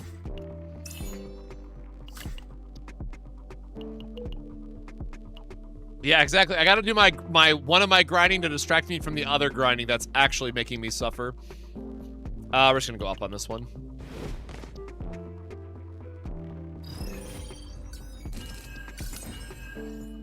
But again, like, full transparency, this is also why I'm looking for a secondary gacha, because, like, this week before Rita's banner would be a perfect time to be doing literally anything else than playing Chaos Zero Nightmare, because at this point, it's like you probably farmed what you want to farm, right? I just want the new character to be out, and if I'm not pre-farming for, like, this build that I think may or may not even be useful in the next Great Rift, it's like, yeah, there's not really much to do.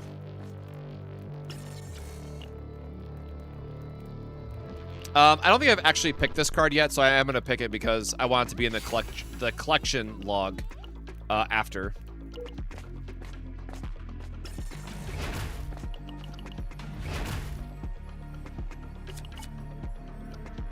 Fury removal event is always nice, just to make sure we can get our deck thinned out appropriately.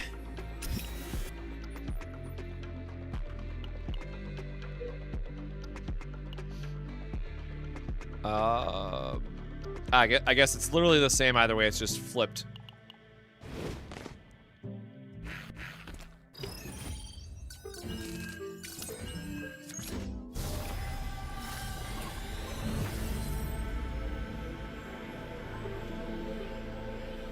I'd rather have the vulnerables to set up other stuff. Hell yeah, we get Whirlpool for the KO. Love to see it. One time it pays off.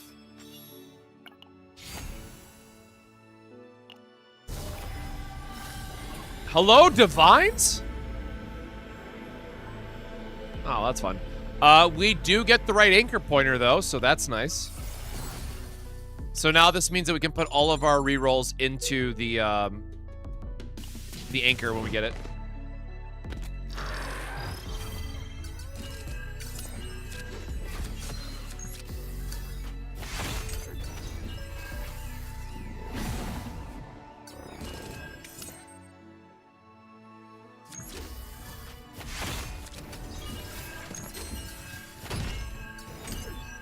I will say, Nine has at least made the farming super straightforward. It's like, hey man, I'm just gonna slam my big attack every turn, hope it crits, go on with my life. No big deal.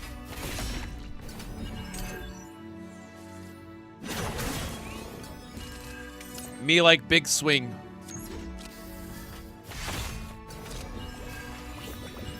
Oh, we're a resource short here. We have no buffs for this to do meaningful damage, but it's enough to give us an AP for the anchor pointer. Excuse me, anchor shot.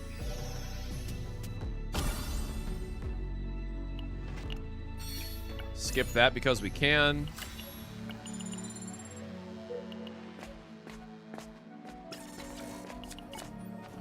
Just decrease stress to be quick about this. I cannot tell which way has more rerolls. Oh, good heavens. 1, 2, 3. 1, 2. All right, so we got to go up then. Or wait, we didn't even get our epiphany yet, did we? No, we did not.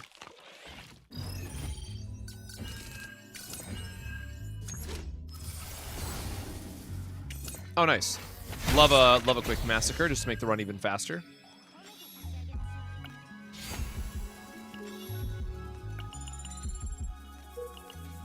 Well, I do like the idea that we're gonna have 3 rerolls. So if there's a time for this build to come together, it would certainly be right about now.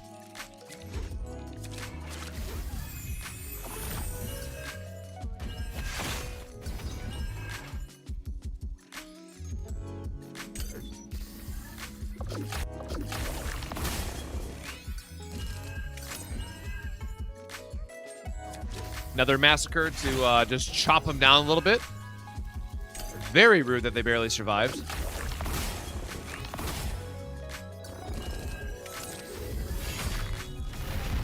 Yeah, this is definitely one of those, like, hey, it'd be really cool if we could ever finish this build moments, but at some point you just have to accept that it's just not your day, not your luck, what have you.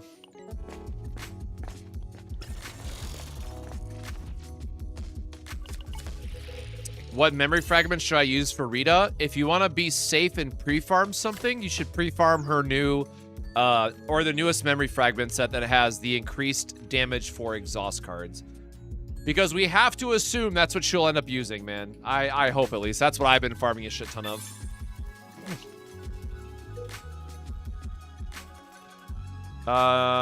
Wait, I just said we don't have a reroll yet, right? We do not.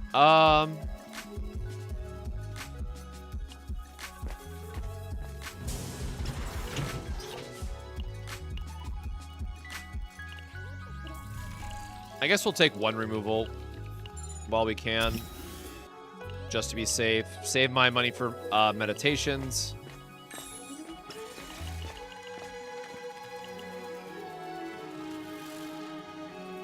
Nope, just get more money again. Love that.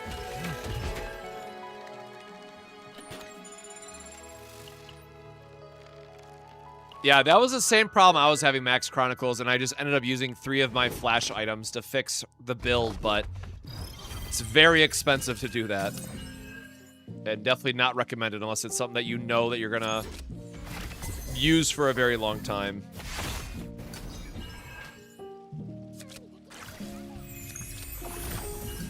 It's always hard to recommend when to use Flash Irradiances, because it's like, you can always get a better build, sure. But how long is it going to take to get that better build? That is the question.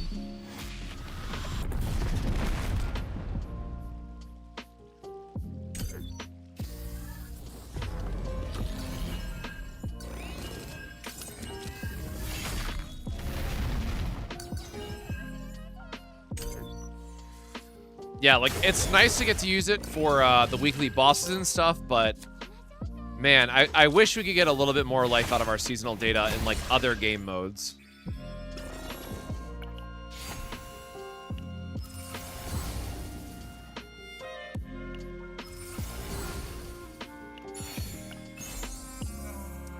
Sure. It's more health on the build until we get a different item, so won't complain.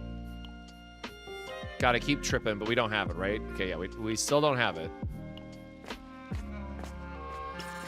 Gotta hope for a divine event or getting lucky.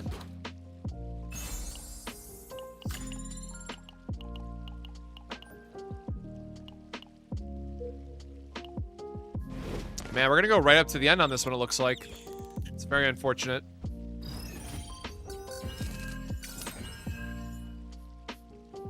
What do you mean? What part being farmable do you mean, Max Chronicles?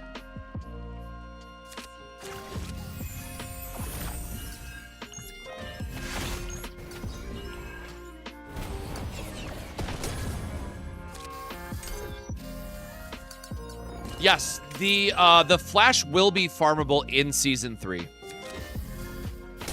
We don't know how many we'll be able to farm, but we do know that it will be farmable soon-ish.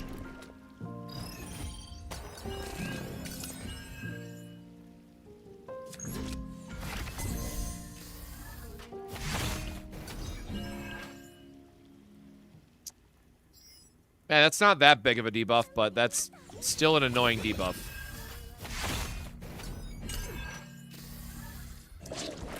The Flash is a consumable item that lets you change the Epiphany.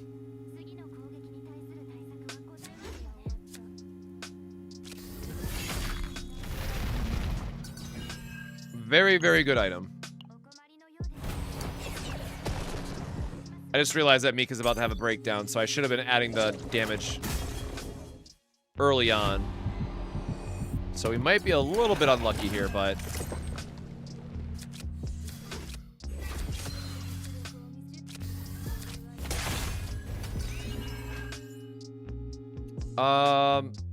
yeah, I'm really just gonna hope I can kill him in the next turn. There's a lot of damage. Ooh, it has to crit. Yikes.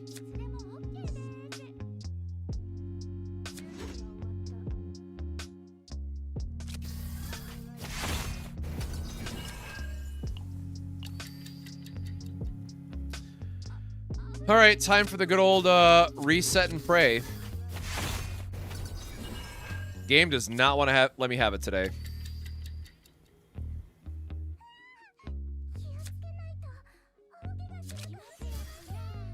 Make sure I don't cast the wrong card.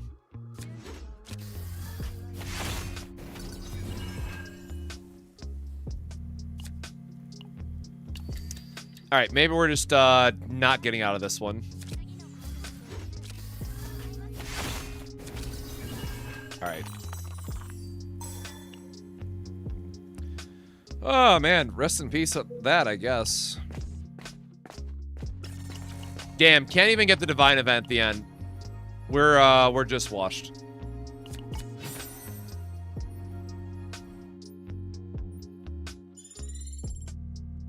Which means we don't even have a meditation that we can use here at the end because we got our right anchor pointer and everything. So we just have to hope that it naturally divines off the boss. That's miserable.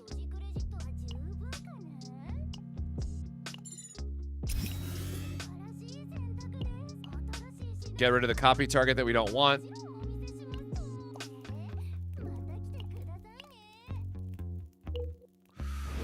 Okay. Again, our health is not looking too great here either, because Mika still has her breakdown, but, you know. I guess that was good timing. Yes, I will immediately use her source of water. Thank you.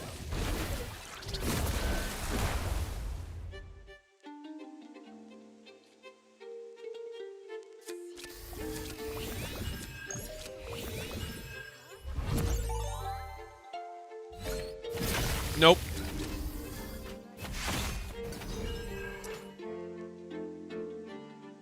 Yep, yep. Womp womp. I guess we can check the charge energy really quick.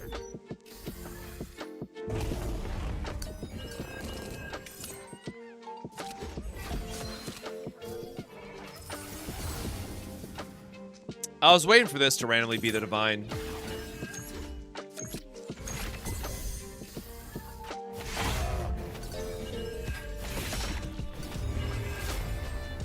And yeah, as a good rule of thumb, it's always better just to like reset the run and try to get the divine through the event, because resetting through campfires and stuff is just not worth it. It feels very bad.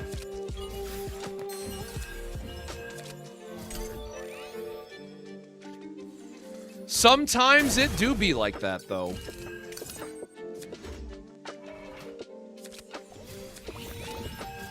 And unfortunately, I am getting bullied by this fight.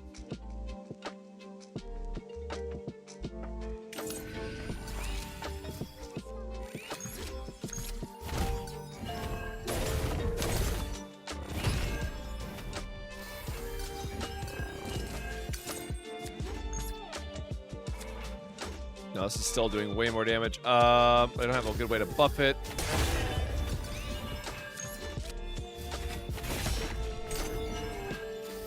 Like, at this point, I just want to kill the boss so I can get, like, the end of, or the midway point rewards for killing him.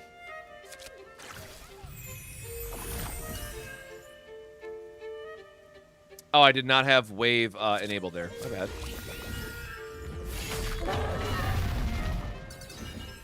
Yo, can I get, like, a crit at all during this run? I guess let's see if, we can get a crit to kill the boss this way. All right. At the very end. You love to see it, I guess. We're going to skip all this. But yeah, this is what I was talking about, like just getting these rewards at the very end. Which we have not looked at the Blackthorn shop. I forget what it's called now. So I'm gonna go look at that really quick. I've been like farming these resources for a while, but I don't think I've picked up anything recently.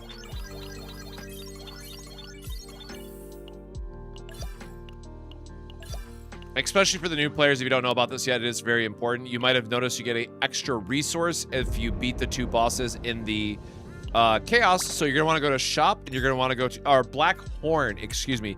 No part of this looks like a horn either. But you can go in here and you can buy a bunch of materials. Now, there are some better ones, like buy your weekly materials first, because these are just really a great way to level up multiple characters. I would recommend prioritizing these. There is a monthly anchor that you can get. This is 5 free basic pulls every month, which is nice. This will refresh. And then after that, it's kind of just buy whatever you need. A lot of these like do take a while, like yeah, 10K for each of these. Some of these do take a little bit of a while to max out. Oh, did I pre-farm? I don't know that I pre-farmed psionic books.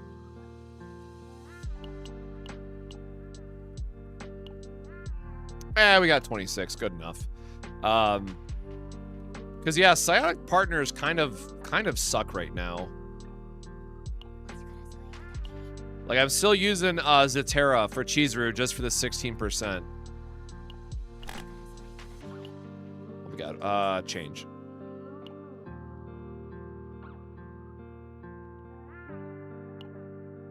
Oh, I forgot that they upgraded this to her, so I should be using the, I could be using her now because she has the upgraded version added.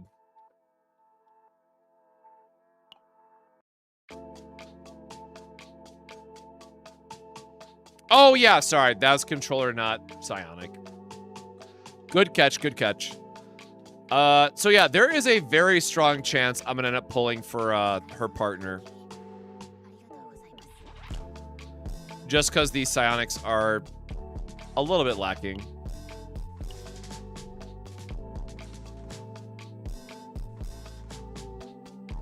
Decreases damage amount of attack cards, but... Or wait, no! Right. We do care about, wait, actually, after the buff, this is very good. Never mind. I was thinking that this was the, isn't there another one? Or am I thinking of controllers again that had the other version? I guess this must be the only one I'm thinking of. Yeah, no, this is fine. Because you're gonna exhaust cards.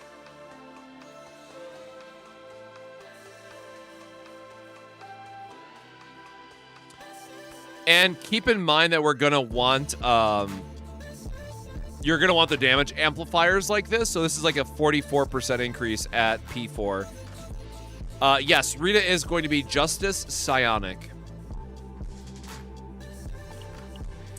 So, yeah, never mind. This is gonna be... Oh, do I not have books, man?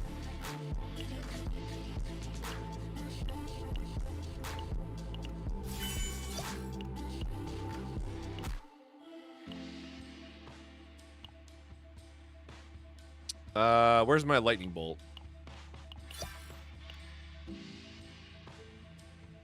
Sorry, I'm gonna do this now because I'm gonna forget otherwise. Chizuru partners. Upgrade. There we go. What is her skill again, actually?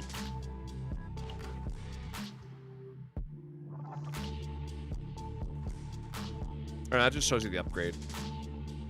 For one turn when a card is oh, right, her ego skill sucks, though.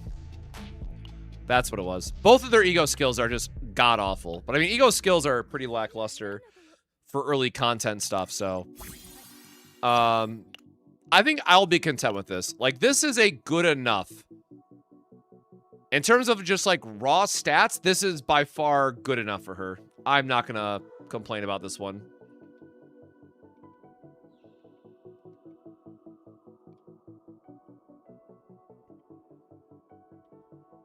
Yeah, I usually don't pull on partners, just like full disclaimer. But I think for like early testing of Rita, this should be more than enough. But I'm sure Rita is gonna have some crazy thing like, oh, if you exhaust a Justice card, gain 40% increased damage, and I'm just like, all right, man, we're in the same cycle again. Like, as much as I love Gaia, as much as I love Tiana, and, like, how good those partners are, I hate how, like, very hyper-focused they are and, like, literally will only ever work with this one character. But it is what it is. That's how, you know, weapon gotchas and all that stuff usually works anyways, but for how good those partners are, I just wish they were a little bit more flexible.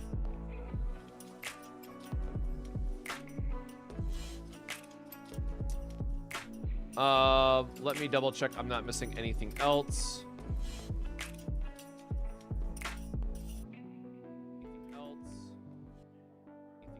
Nope, hold on. Why is that not showing me the breakdown?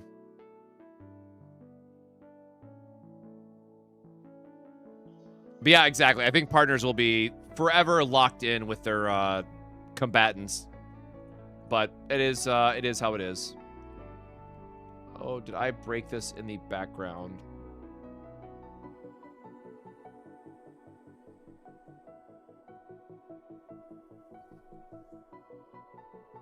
Nope, we're good. Okay. So yeah, the last thing I'll just say, again, just kind of like looking at the timeline, just to let you guys know it's to be expected. Enfield 1.1 is going live in like 20-ish minutes. So there will likely be a couple video guides, and I literally, again, have like my calendar planned out here. There will be like my normal infographics and stuff like that to look forward to that I showcased on stream earlier. Rita's banner is going to be on the 17th, so we'll do our normal 3 a.m. release stream, or sorry, 1 a.m. release stream. Hope to God it doesn't get delayed. On the 17th, 18th, and 19th, and then next Friday is when Star Savior goes live. So I will likely try to do a lot of Star Savior content very early on and see if that is a worthwhile game to add to the channel or not. But depending on how much I do, or depending on how well Enfield 1.1 goes, is ultimately going to determine how much I do for Star Savior on the 20th. And then after that, it is going to be preseason for Chaos Zero Nightmare. And as a reminder, I am someone who is very openly against preseason. Just I do not enjoy it. So I will probably be looking for a different game to play during that downtime, or just something else to make content on. So I will get back to Chaos Zero Nightmare during Season 3 because I am very excited. Like, for me, Season 3 is where Chaos Zero Nightmare finally becomes like a full game. So I have a lot of hype and faith going into Season 3. But it's going to take us a little bit of a while to get there. Yes, the Enfield update is dropping in 20 minutes, so I need to go take care of some stuff offline and go prepare my infographics and that stuff in the background as well. No, we are not going to become a Grandblue Fantasy streamer for that long of time. I will go crazy. Again, I am someone who just truly enjoys making infographics and doing guides and stuff, so I have to make sure it's something that you know, people would actually watch and enjoy. And unfortunately, I am still not knowledgeable enough in Grandblue Fantasy because there is just an unholy amount of information to gather that I would not feel comfortable enough to even make guides for Grandblue Fantasy because, again, there is just an unholy amount of content to dig into and get familiar with and all that stuff. So with that, that is going to end the stream for here. So again, thank you, everybody, for hanging out for a little bit. Tomorrow, we will be streaming the Enfield 1.1 update, giving first thoughts, impressions, all that stuff. Showcasing Tang Tang on stream. I am going to be pulling for her, all that stuff. And we will see how the next few days go with the Enfield update. Like I said, it's kind of a Rita waiting room and all that stuff. So with that, please make sure to stay hydrated, my friends. Take care of yourselves out there. But otherwise, until next time, again, we'll be doing Enfield coming up next. But until then, my friends, stay safe, stay hydrated, and we'll see you next time. Cheers.